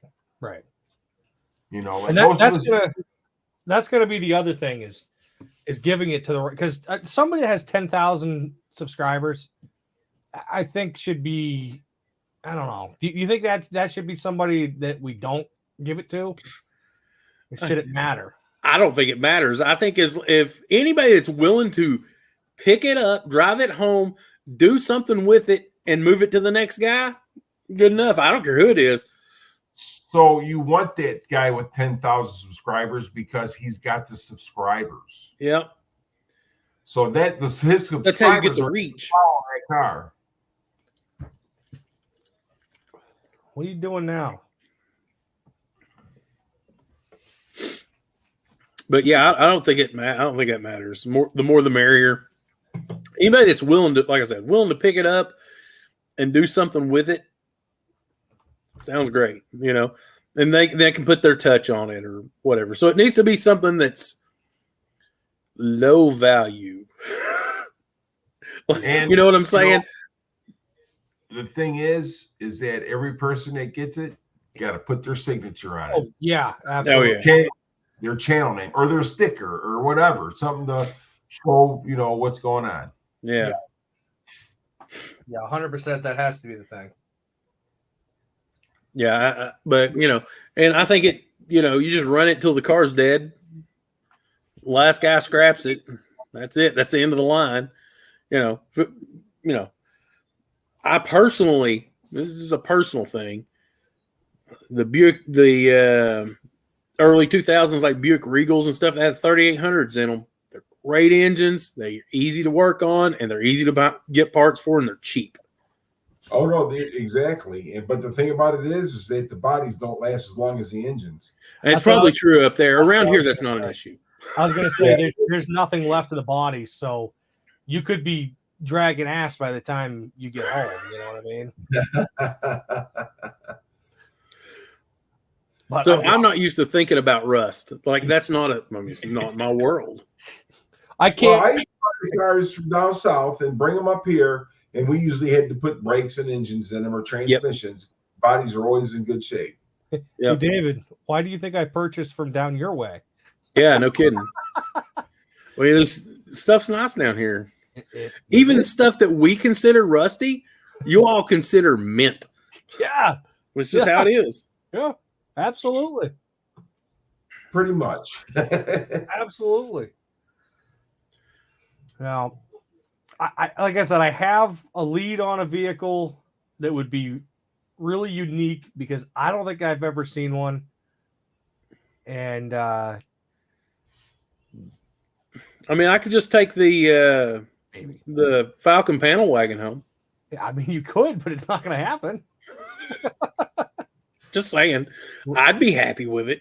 That you would. The way it sits, it would probably make it just fine. I think it would. I think it would just make it just fine. Well, it's got brand new sneakers on it. The only thing is the ball joint's a little loose. They're fine until they're not. I greased it. You're good for another 250,000. Yeah, easily. Those little inline 6-cylinders, it's a 280 something, isn't it? It's a 2.8, yeah, because the other one's a 3.3, I think. Yeah, man, those things are indestructible. I've seen them run with every ring is broken, every cylinder, and they smoke like crazy. But as long as you keep oil in them, they'll keep running. Just keep going. Yeah, they just keep moving. They just don't care. I almost picked up another one for $75, and that one's a 200. Yeah, I could give a little bit of an upgrade. Wasn't the 200 the first iteration of that engine? No, that was so that was a celebration in '66, I think, is when they came out with the 200 Sprint. Hmm. So that has 6 freeze plugs. That motor has a 140, 170, and a 200, I believe, is what that block has had. Any other Ford guys tell me I'm right or wrong on that one. I'm pretty sure it is. That 6-cylinder was those 3.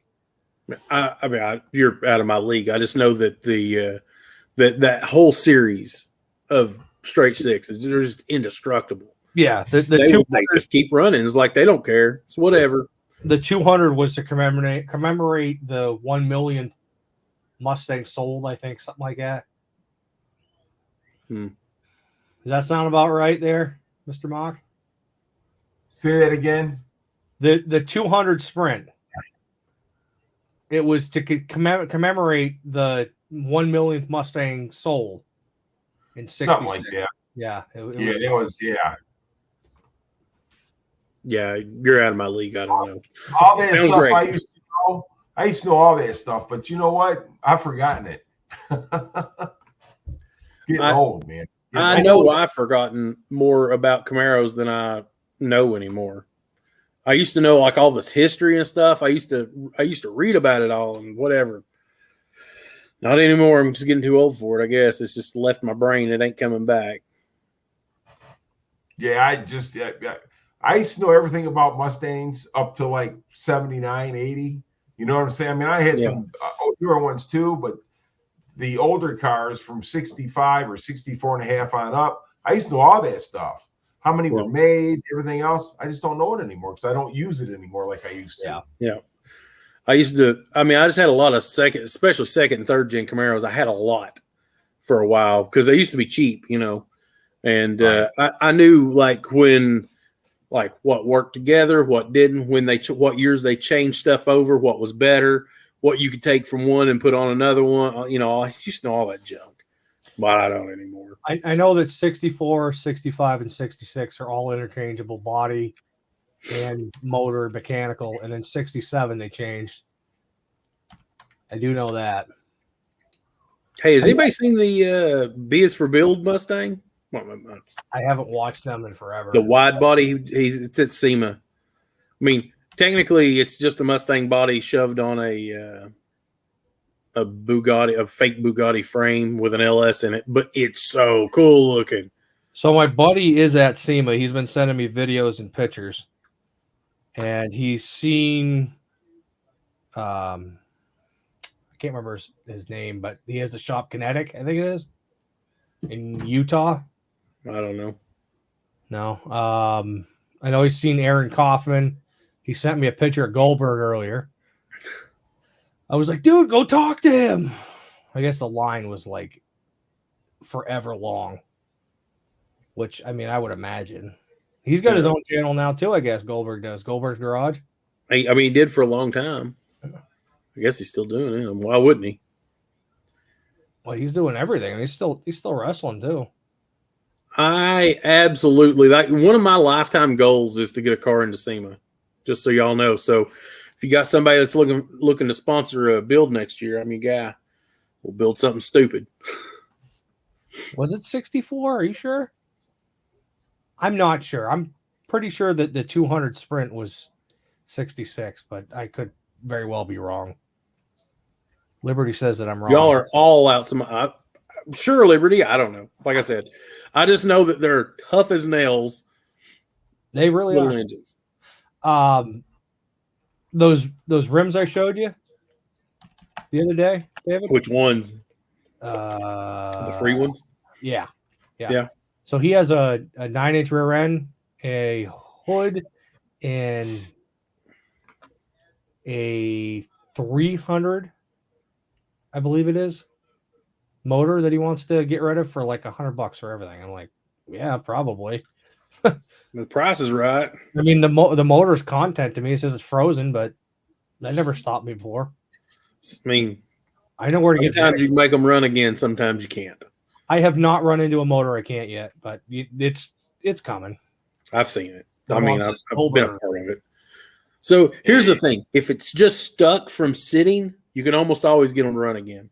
But sometimes they're stuck because they slung a rod or spun a bearing, and they'll seize so tight that they'll never come back apart without just disassembly. Most of the times, I've never had a problem getting the car running.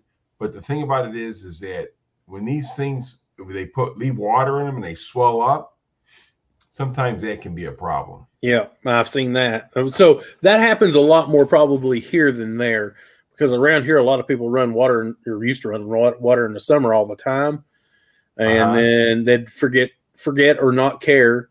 They'd put a thermostat or whatever on it, put water in it, wouldn't fill it back up with antifreeze, and then come winter, you can end up with a pushed out freeze out plug if you were lucky. If you weren't lucky, you end up with a ventilation hole in the side of the block. Right. They don't do well, Yeah, sure, it'll run for 3 minutes. I got a 351 Cleveland block right now in my garage. It's got that. Yeah. I did that a couple of years ago with the motor that I got for the 66. I was stupid when I put it all together. It was warm out, and I ran it all summer and played with it. Put it out back in the pop-up shed I made, and I completely forgot there was water in it. And then I had a guy who wanted to buy the motor middle of winter, so I had to bring it in the garage, tried to start it. Thing was frozen right up. I was like, oh, man. I didn't crack the block. I have no idea how it did not crack. I'm shocked. I was very shocked because the guy was giving me premium for a motor at that time. He gave me like $1,400 for this motor back then. Ooh. And you can pretty much get those 200s for nothing now. Talking about frozen motors, this is another YouTuber that I've come across. He's really cool. He's got about 9,000 subscribers. It's called Speed Bump Garage. He's got a froze up Ranger motor, and his last video he used vinegar, but I don't think he let it sit long enough. Anybody that watches YouTube, go check his channel out. He's a really cool guy. He does it with his kids and shit, but he just does a lot of Ford stuff, and he's really cool. Put a link in the description. Put a link in the description. You're gonna have me do that. Yeah. Either that or send me a link, one of the two. Actually, it's pretty easy for me to hold on. I wasn't even thinking about this. I could just go do this. Drag Race Channel, you did 10 shorts a day. I can't do 5 in a week. 10 shorts a day. I can't do 5 in a week. No, you can. Does that show? That does show up. There you go. Like I said, go check them out, guys. It's a really cool channel. There's several of them out there that I wonder if weekly I should just write down the ones that I want to shout out to, because why not? I mean, why not, right?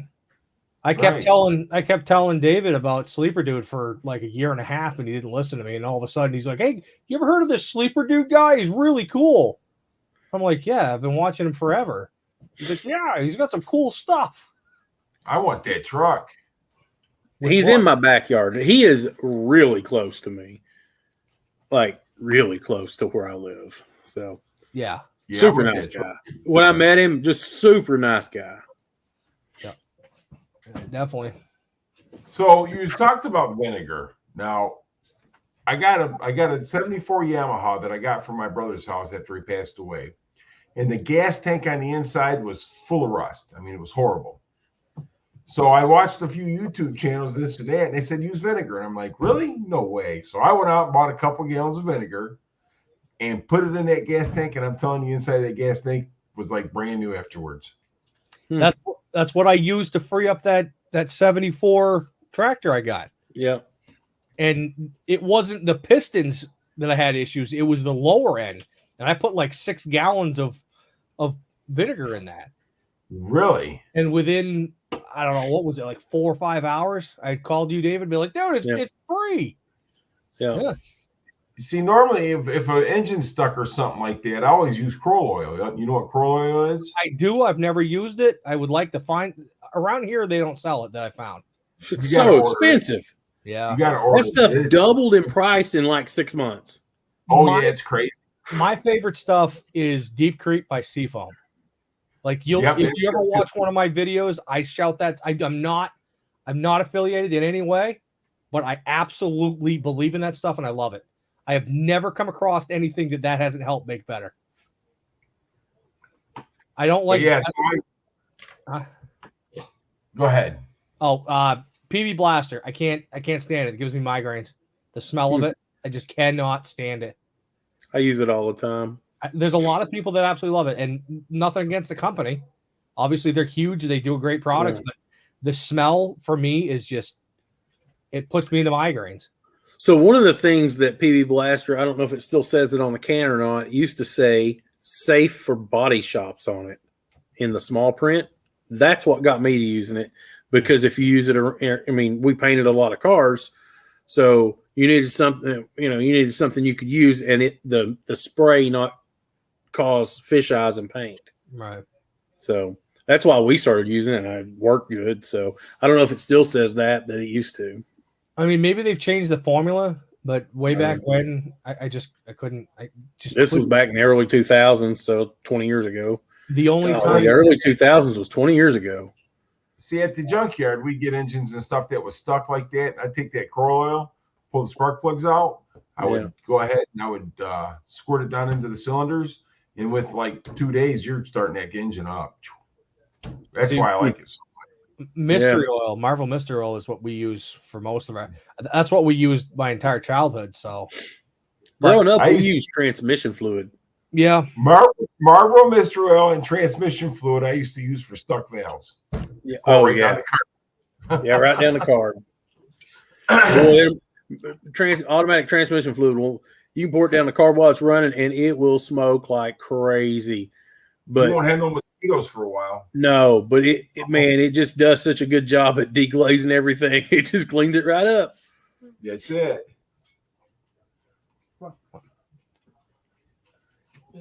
And I poured water down carburetors to do it too, and it's helped. I want 78,000 subscribers. I'm assuming views. If either 78,000 subscribers would be a lot from one. Way, congratulations! That's a huge foot, either in views or subscribers. Yeah, right. I think the most I've ever got is probably like 6,000, maybe. Look, I had that one that did 20 something. I've been posting overnight since December of 2006, and I ain't got crap for any of that. My goal right now is I would like to get as close to 2,000 subs by the end of this year. It's been kind of a secret goal that I haven't really announced much, but it is a goal. We're coming up on 1,400, so you're getting I'm there. steady at about between 2 and 5 subs a day is where I sit. No, on a normal basis. So. No nonsense. Know-how actually gave me a shout out the other day. That's another channel if anybody watches, but he's from Philly. He's got great content. He does everything. It doesn't matter. Electric bikes, snowmobiles, classic cars, boats. It doesn't matter. He's doing it full time now. He quit his job and him and his girlfriend are doing a lot of road trips and such. They do what I'm asking you to do, is come cross country, grab a vehicle, and go home. They do that like all the time. They love doing that kind of stuff. They actually just had an El Camino. Yeah, the El Camino. And then they picked up an ambulance in, I think, Arizona a couple of months ago. I don't know if anybody's ever heard of them, but they're good channels too. I haven't heard of them. Going and getting cars is actually a lot of fun, but with a family, that is a very tough order to do. I imagine. Be like, oh yeah, I'm going to be gone for 4 days. I'll be back. Yeah, right. For him, it'd be a celebration. Get a 4-day vacation. I'm out of here, bitches. No, I'd be the one leaving. Oh, I think they have 2 channels. Oh, no. Yeah. I thought they had a life channel. I never know which channel is which. I just watch them both. I don't know, but all I was talking about shorts is I edited one earlier to put up. Oh, you putting it up? Hadn't done it. Trying to become big on my live. What's going on here? RRM. Here, I'm just putting them both up. Yeah, I should start doing this for channels that I enjoy. I mean, why not? It's your channel. You can do whatever you like. So, Right.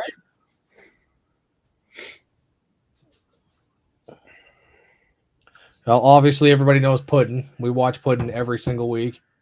He just put out another video today. Sleeper Dude, he has 2 channels. We just watched his second one when we were eating dinner. Restoration. I watched that earlier. Yeah, Restoration's a really awesome guy. I love his content. I think it's mainly because he's got Ford stuff and he's just down to earth. Yeah. You know. Are you freezing now, David? What's going on? What? Yeah, you're No, freezing. I'm uploading a short. Oh, is that what's you're sucking up your own internet? Yes. That is right. There's Hey Bob. guys, I'm gonna pop off here. I'm gonna go over and see Sally and Paul DeFox for a little bit. Thanks for having me up, and I'll talk with y'all later on. I appreciate you coming in. Hey, Thank Mr. you very Rock much. One, it's been a while.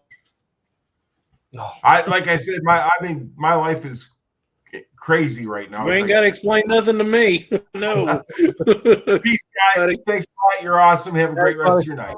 Thank you.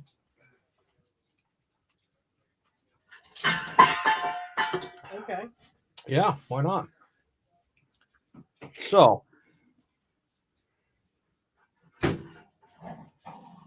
what's up? Give me 1 second, I'll be done. We should probably interact with Done. people off the chats here. Let's see. What do you guys got to say? We got. Man, they've been hopping in the chats, is what I know. I see that. They've just been kind of talking to each other. I've been Thank looking at- goodness. We've been talking to each other, and they've been talking to each other. It's Yeah, 2 different conversations happening. But you know what? It kind of helps out because the more interaction there is, the more I'll get pushed out a little bit. Yeah. I didn't get All to right. say a proper thank you, Car Mob, for the $5. I really appreciate that. Yeah. I think you're the second person to ever give me money, and I'm never looking for a handout. So that's really appreciated. That money will go towards future projects. Yeah. 100%. Because as you guys know, there's quite a few of them. And it definitely adds up. No, it does. It does. I don't plan on taking any money out of YouTube unless I have to. It's just for me, pretty much anything I get from YouTube, I'm just gonna, make poor decisions with it and buy more car stuff. So Street Fox, I thought you heard me. I said hi to you. I'm Hi, sorry if Street I didn't say it Fox. loud enough. Hello, Street Fox. How are you? How's the Mustangs going? The Mustangs. No, it really is appreciated. As you know, even $5 could be oil. Could be a spark plug you really need. It could be anything. 1 spark plug. Holy crap! What happened to the price of spark plugs? Well, yeah, Price everything, I guess. They're way more than that now. But Everything. what's going on, Nathan's Mopar Garage? What's up, man? How are you? What's he got in his profile picture? What? What's he got? What's he got in his profile picture? I'm guessing it's a Mopar. I can't really tell. It's a wagon. Whatever it is, it looks cool. I guess I don't know what a Mopar is yet. Mopar is mainly Dodge. Oh, okay. Yeah. Like a Dodge station wagon? But yeah, kind of.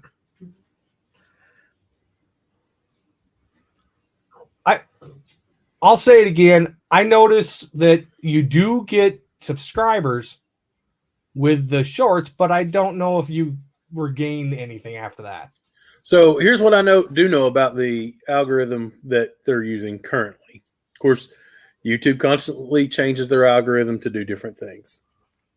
But one of the things that they do is, when they're suggesting your content, they will suggest your content more often to people that are subscribed to you. So the thing is, even if they watch your shorts and subscribe, at the very least, if your thumbnail's good enough, you might get them to click a video and you're going to come across their feed. So you just got to use it to your advantage. thumbnails are my kryptonite. You got to get better. So I think last night's was okay. I don't know if it was clickbaity worthy. Clickbait don't work either. No. People will click on and click right back off. You'll have high views, but you'll have no view duration. So the flashiness of the letters, the colors he chooses, I think do help. I'm not a YouTube expert, but I think that the more colorful his thumbnails are, the more people are willing to take a look because it catches your eye first. Here's the problem: is I love you, but you can't have an opinion because no matter what I do, is absolutely the biggest thing in the world. No. So I do think I had to go back and look at last night's thumbnail because I couldn't remember what it looked like. And I do think it's better than a lot of the ones you do. Yeah. So you just got to keep working on them. I hate them. Don't be afraid to use your face, man. Nobody wants to see this. They do. I do. That's why people watch your channel. It's because of you. It ain't because of your cars. It ain't because of you're the tractor. It's people watch channels because of people. How many channels do you watch that you only watch because of their vehicle? I don't watch because of that. I mean, because you watch because of the people. Yeah, but it's not. You watch because of the people. Personality-wise, because there are some YouTubers, it doesn't matter what they look like. If their personality is like beyond childish or obnoxious, that drives him away right off the bat.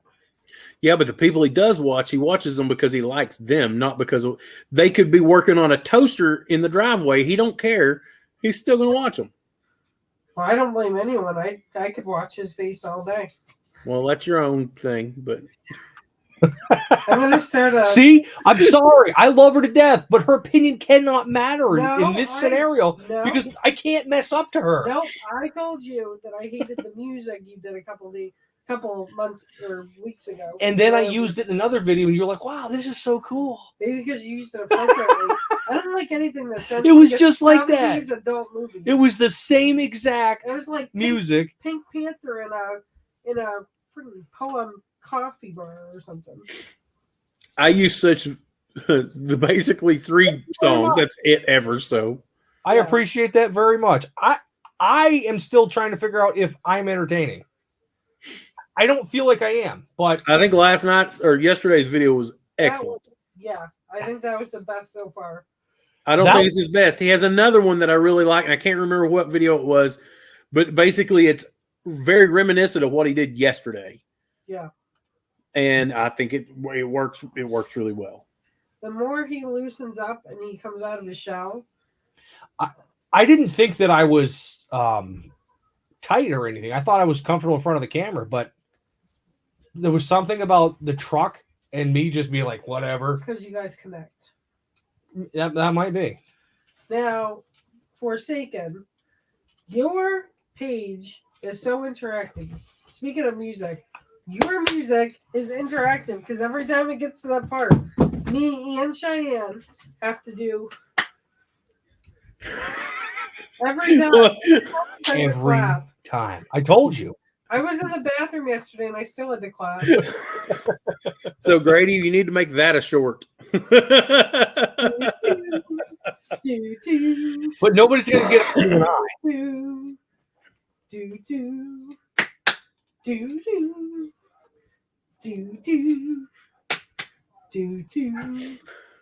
I'm glad you enjoy it. You know, it's your video, even if I'm not there for the entrance.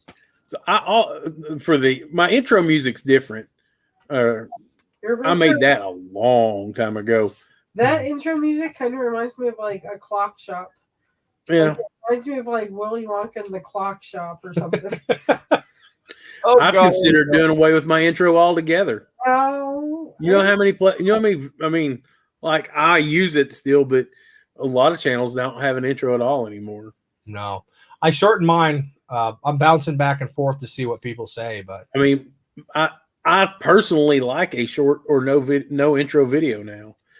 So used to it was very taboo not to have an intro, but now it's like the thing. What suck? Oh, they say okay. They suck. Gotcha. So Hey, stop messing with power cords. one thing I noticed, and I won't say the channel because I don't want to bash another channel. No, don't do that. He loves this channel. It's not my favorite. But what I do like is when they come in here, they do like a video short, and then they do the music, and then they introduce themselves. But it's very brief. That isn't a long, drawn out. You mean like at the first of the video where they give snippets of the video? Sort So of zoom out. what they're doing, and then you hear the intro. Yeah. So I did that for a while. That is very time consuming. It's highlights. Yeah, to go through and take out clips all the way through, make a intro clip, and then do your actual intro, and then into the show. You can just do highlights. You don't. Well, at least on the computer you can. So Well, I mean, it's just you got to figure out what you're going to take out. You have to watch the whole thing, and it's time consuming. So I don't think they do that because it sounds like they come on, they're like, "Hey, everybody, what's up?"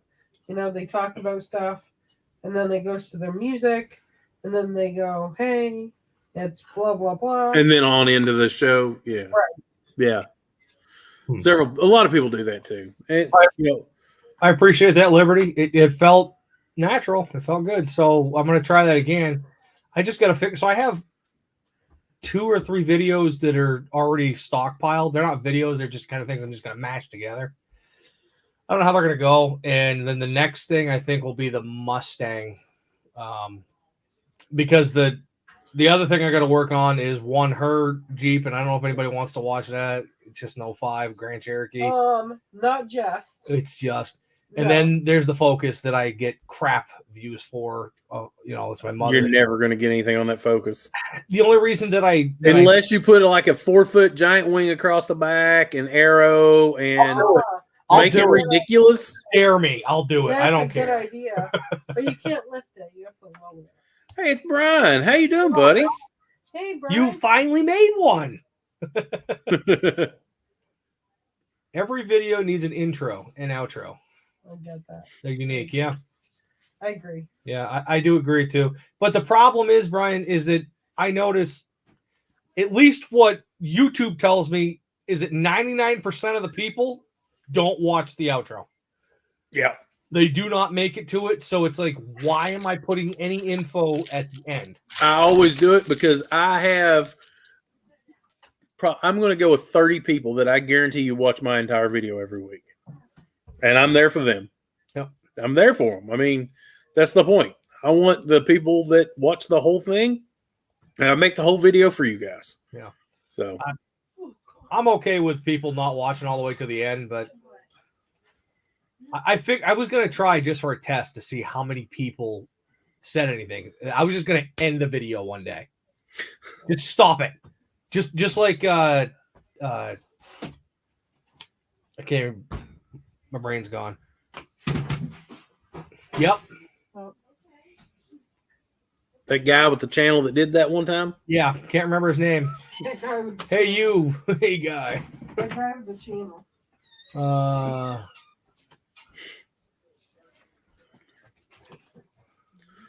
Yeah, you're killing it this week, though, with views. You really are. Me? I peak around 140 at the most. Depends on what I'm doing. I really wish I could get more views. I really do. Now, let me ask everybody else in the chat. How important is the description to you guys? David says it's huge. Once again, I suck at writing paragraphs. Watch the video. That's why you're here. You're not here to read. That's what I think. But it's part of pushing your video out is if the description has to go through the algorithm, and the algorithm will suggest pull keywords out of it to suggest to people that watch other things with those keywords. But they say that doesn't matter. It does. Definitely does.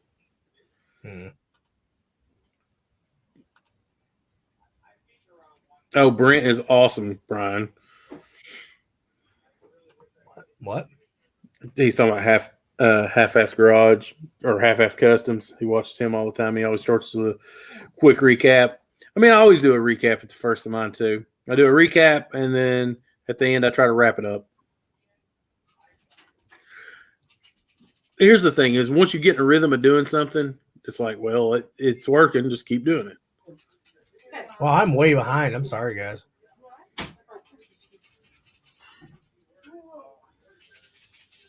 How many inches? You said you got 4 inches?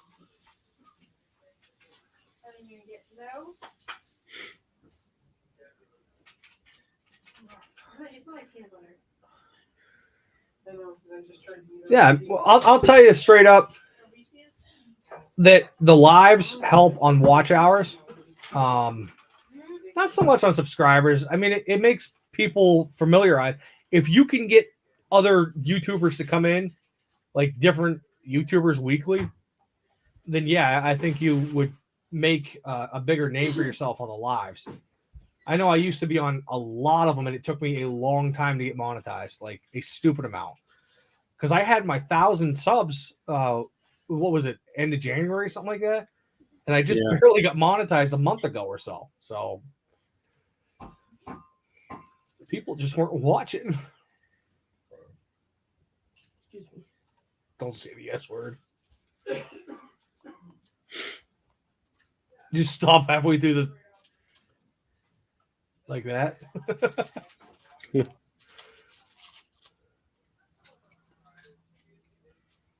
Oh, it's 70 degrees in Ohio. It's supposed to be 80 here Saturday and Sunday. Well, 70? Come on. 80? Yeah. Well, so we put a mini split in this summer. I paid like $500 for this thing on eBay. One of the best things that I've purchased in a while because I haven't even lit my stove yet. So that's nice. Very. What's the temperature tonight up there? What do you got? I got 9. Oh, that's a time. 9? I almost said 9 from 2. See, this is how far behind I am. It is 48. 48. Not bad. I used to watch Roadkill. I like the Roadkill is one of the very first things I started watching when I started watching YouTube about 2 years ago. I mean, I only discovered YouTube a couple of years ago as like something I would enjoy. Oh, okay. So it's the gotcha. I guess I heard that said, but it didn't make sense in my head. 6 to 8, huh? Damn. I mean, I guess I'm kind of ready for it. I really like to get a. So another thing is, and I feel like an absolute because I haven't finished it yet. I haven't got the content out there. NH Undercoaters. If you guys need a product that works to protect your vehicle from the salt, that is your best product. They have not paid me to say that. They have given me products, but I personally use their products anyhow. I witnessed it, and I can say that he used it on the 350.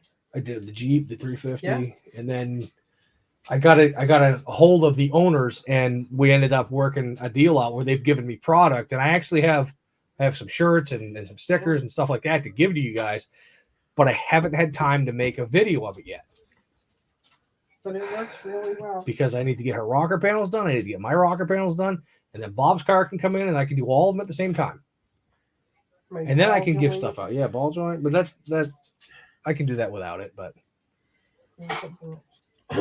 well, you're going to be under snowfall probably in the next 3 weeks. Yeah, I just feel bad that they've delivered on the product is here and everything. And I haven't been able to use it yet, and show people that watch me how good their product really is. Unfortunately.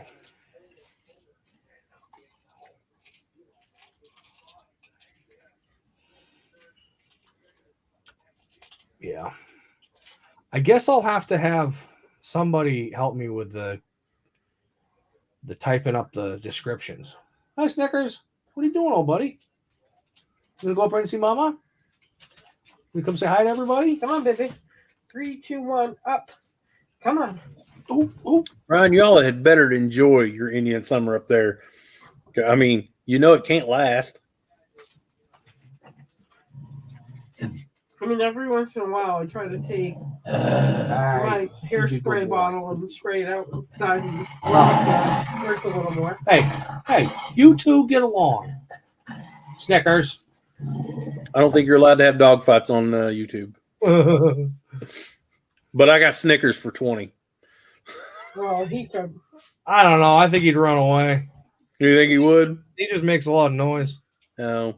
I don't think any of these dogs would really fight if given the chance. He's old, though. Is he? He's the most precious. Look at that thing. Snickers. You talk about a bed hog. Holy crap. A heater bed hog. Well, he is a heater. He's a good dog, though.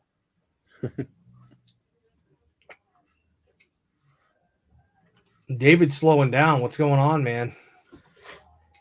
I'm about done. What? 2 hours in and you're all done? I mean, 2 hours in is a lot for me.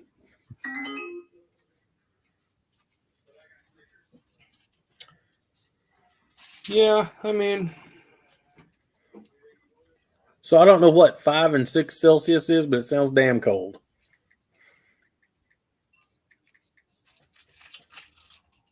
Celsius? What is Brian said it'd be down to 5 6 Celsius in a couple of weeks. I don't know how cold that is in Fahrenheit, but that seems really cold.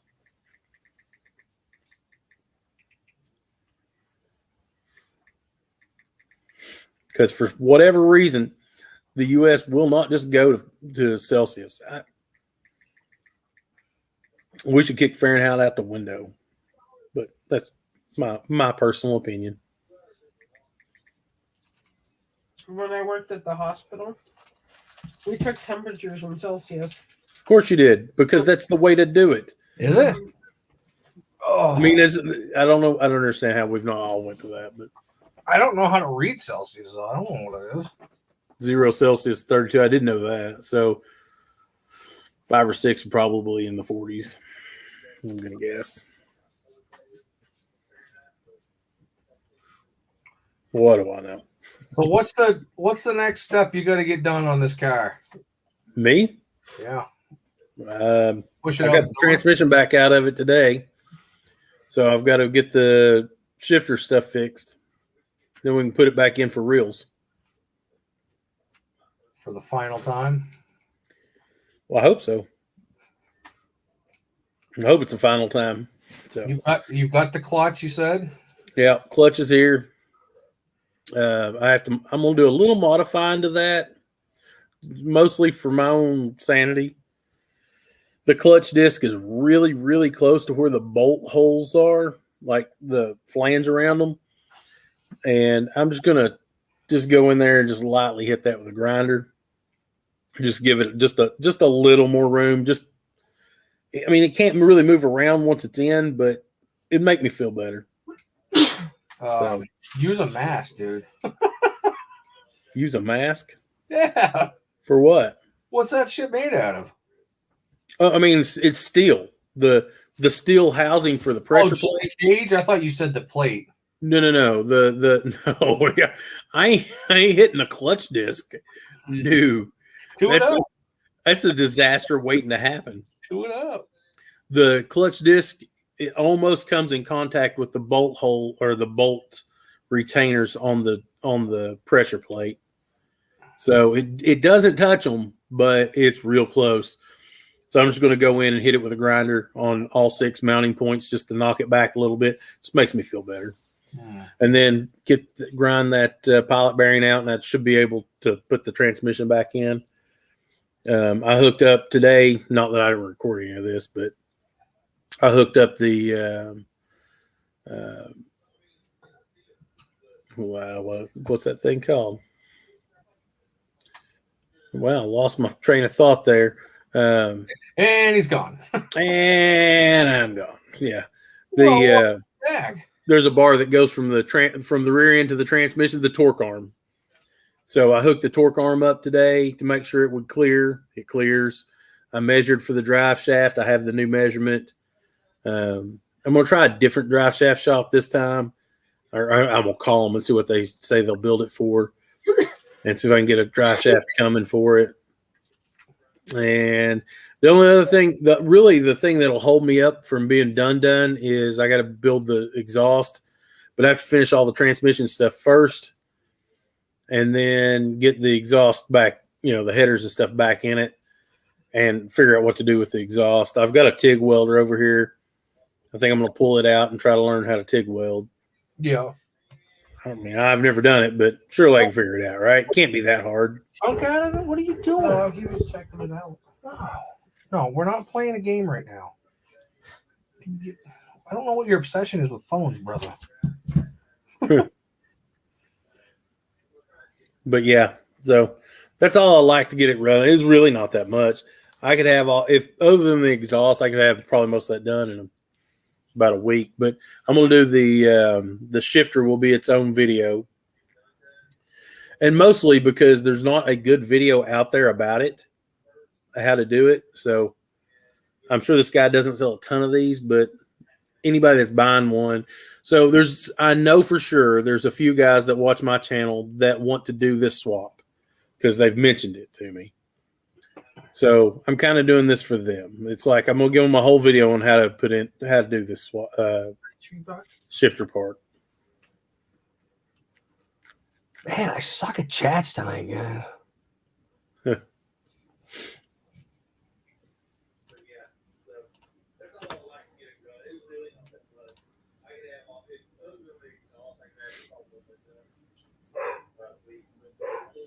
Yes, Shelby, we hear you. You are way behind on the chats. I know. But I'm trying to give everybody the time, Yeah.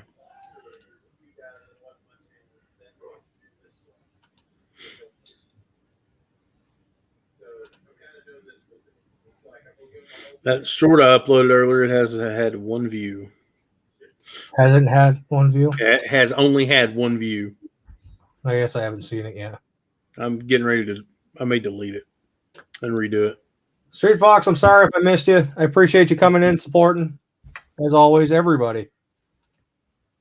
Everybody's support.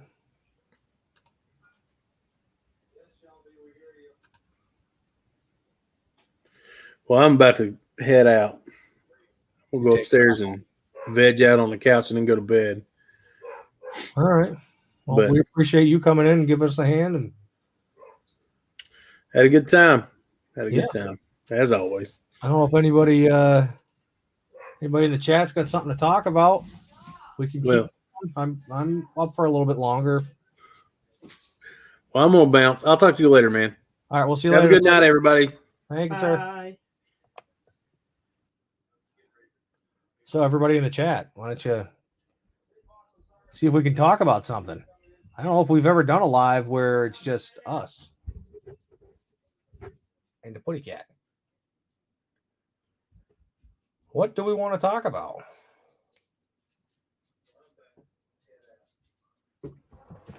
We could update on Brittany's car. We moved it. It's moved. Yay! Yeah, she got to drive it like Kinda 5 feet. So, yeah, Bill, I've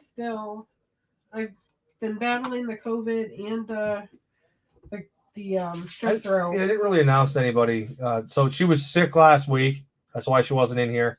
But she ended up having COVID again and strep throat, which is kind of rare for an adult to have strep throat. So we don't really understand any of that. So they have me on penicillin. Yeah. My throat is hurting. She's all sicky. Surprisingly, I think I have strep throat, but my doctor has prescribed a prescription to me. Kids are doing good. Bob's doing good. No signs of COVID anywhere else other than her. So yeah. So if I look like crap, or I look tired, or I look like I had to take a few minutes to go sit out in the chair and then come back, it's just COVID takes everything out of you, and the strep is like I haven't really eaten a lot of solid foods, except candies that I can dissolve in my mouth, and so my body's just weak. Well, Chef, what's going on with it? It's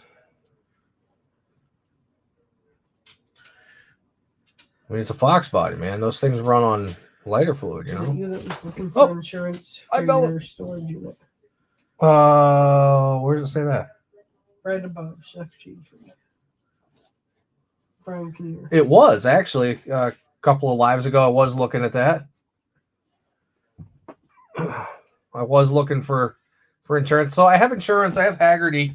Oh, Bella, I love you, but you are such an ox. Oh, she is.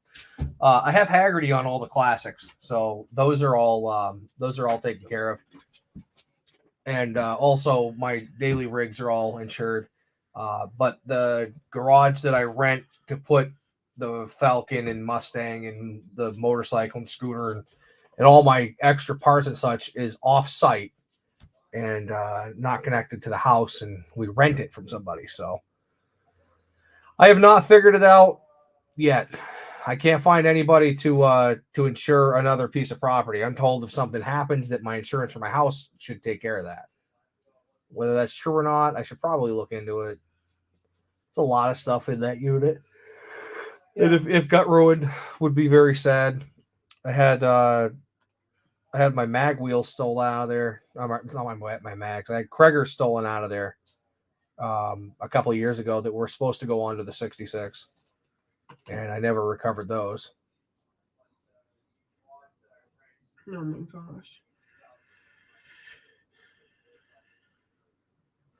I'm so sorry, Bill. Sorry to hear that. I will be praying hard. Sorry to hear that, my friend. The COVID has not been good to anybody. No.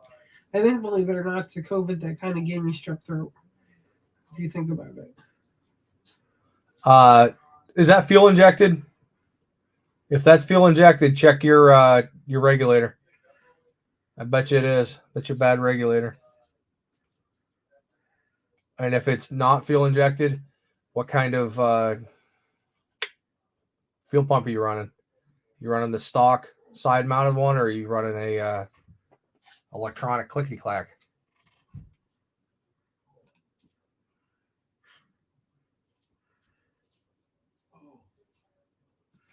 Don't you ever feel sad that you're putting them away for the winter? Like, I do get very sad. It's almost like locking them up. And I get very sad. I don't like putting my toys away.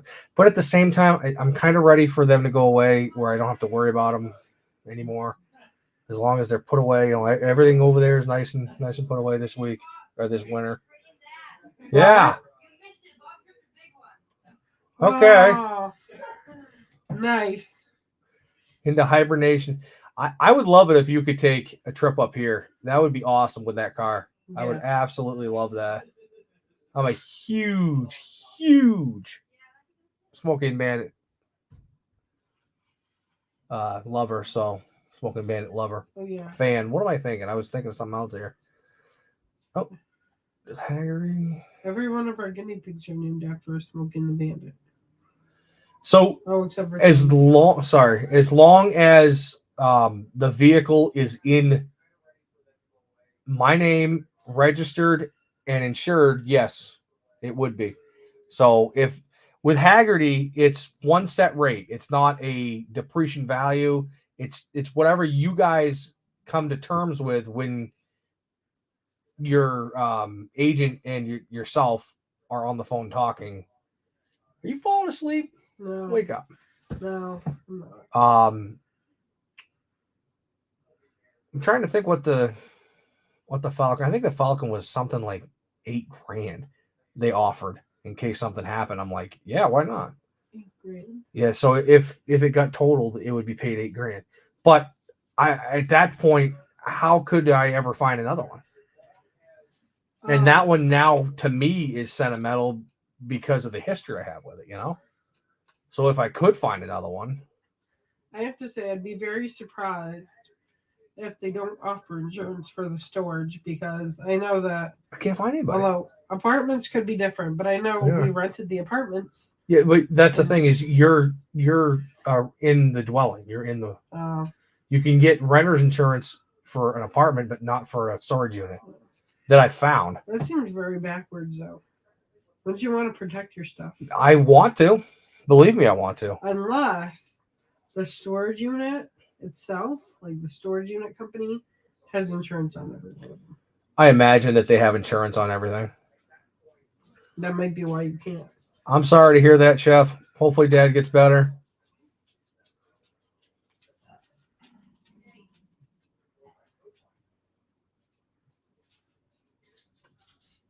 Yeah, with Haggerty, they don't care as long as it's in your name registered. Because I asked all those questions.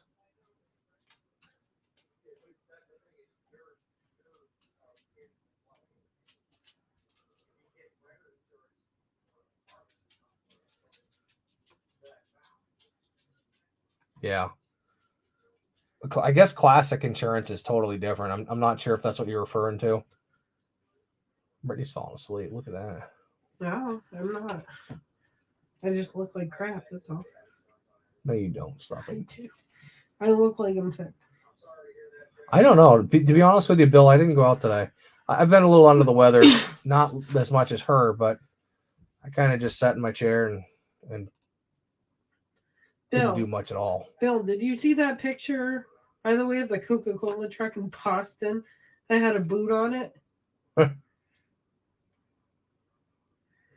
So if It's on the like Boston Facebook page or something like that. you have a pressure issue without a doubt. Do you have a stock fuel pump in it? Stock fuel pump with the correct regulator. There's no way that fuel will be making it by. Is there a return? Is the return clogged? There is a return on those, I believe. 65. It got to 6. Bob says it got 65 today. It was awesome in Boston.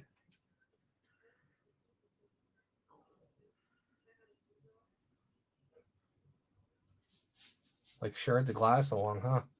She's got lung issues as it is, so I'm sure that it's a similar feeling. So I don't feel it in my lungs. All the actual COVID symptoms are pretty much gone. I feel a little feverish, but strep is also an infection, so it's out of the ordinary to get a fever or two when you have strep. But so far, that's all the pain I have now is it feels like shards of glass, but it feels like shards of glass in my throat. And I don't have my tonsils taken out, so it feels even better because not only is my actual throat sore and full of strep, but so is my uvula. Uvula? My tonsils. You call it uvula? Yeah. Don't use those big words with us. My tonsils. How's he's doing? You said he's survived, so he's doing better now. Use their insurance. So maybe I'll talk to them and see if they offer insurance. Probably not.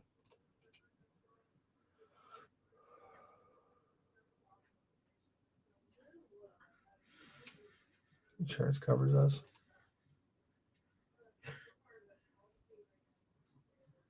What do you mean you can't see anybody saying anything? Ma, we're talking.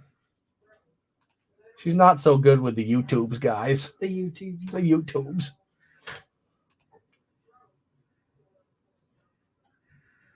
Yeah.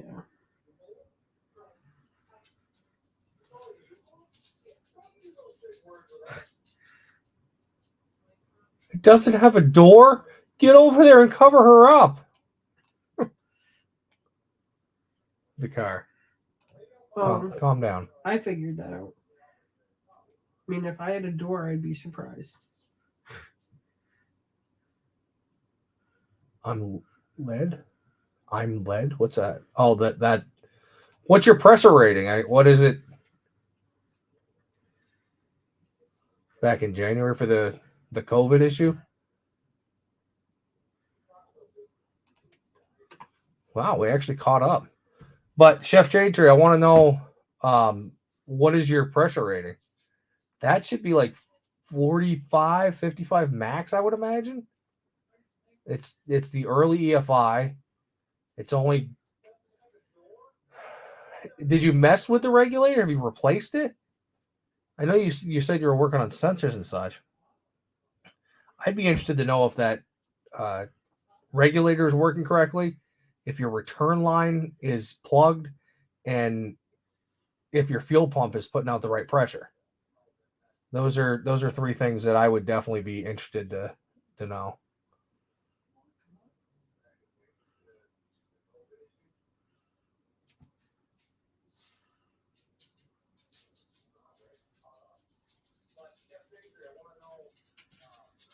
Well, even if there was something wrong with the computer, the regulator would take care of that. It would push your return. That wouldn't be a computer issue because it still at that point there's a lot more mechanical than there is computer related stuff. I mean, I guess it could be.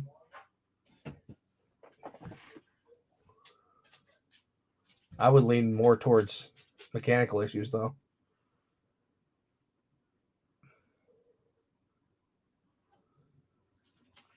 I don't know what you did, Ma. I don't know what you did. I'm sorry. Try and close out of the whole thing and then go back in.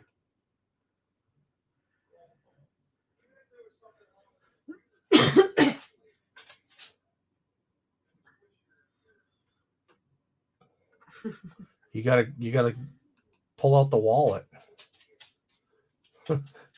Hello, Junkerz mom. Pull out the wallet, man. That's one thing I'm noticing. If you're serious about a deal, somebody will sell it. I'm learning how to wheel and deal like he does. Yeah, I'd put a gauge on it. I would say between 40 and 55, probably more than 55, because it is a EFI.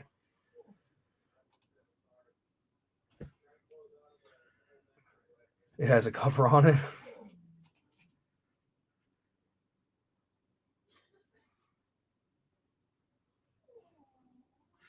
Yeah, I guess it's dumping fuel.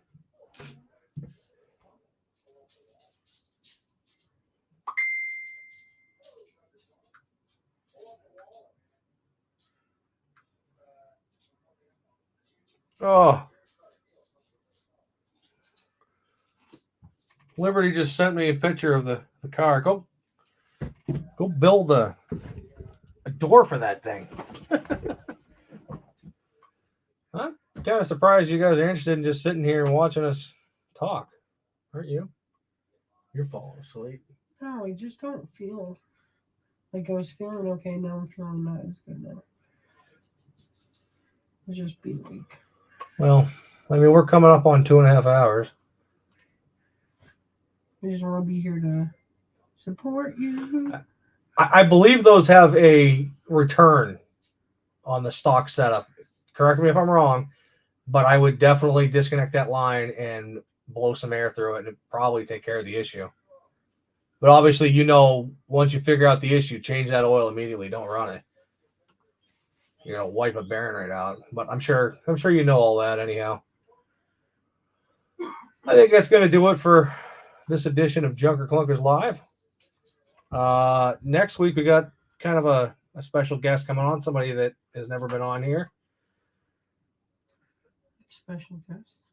Yes, a special guest. I'll have to explain to you when we get offline. Yes, I'm very interested to learn about our special. That's because you're next to Junker? Oh, gee, thanks.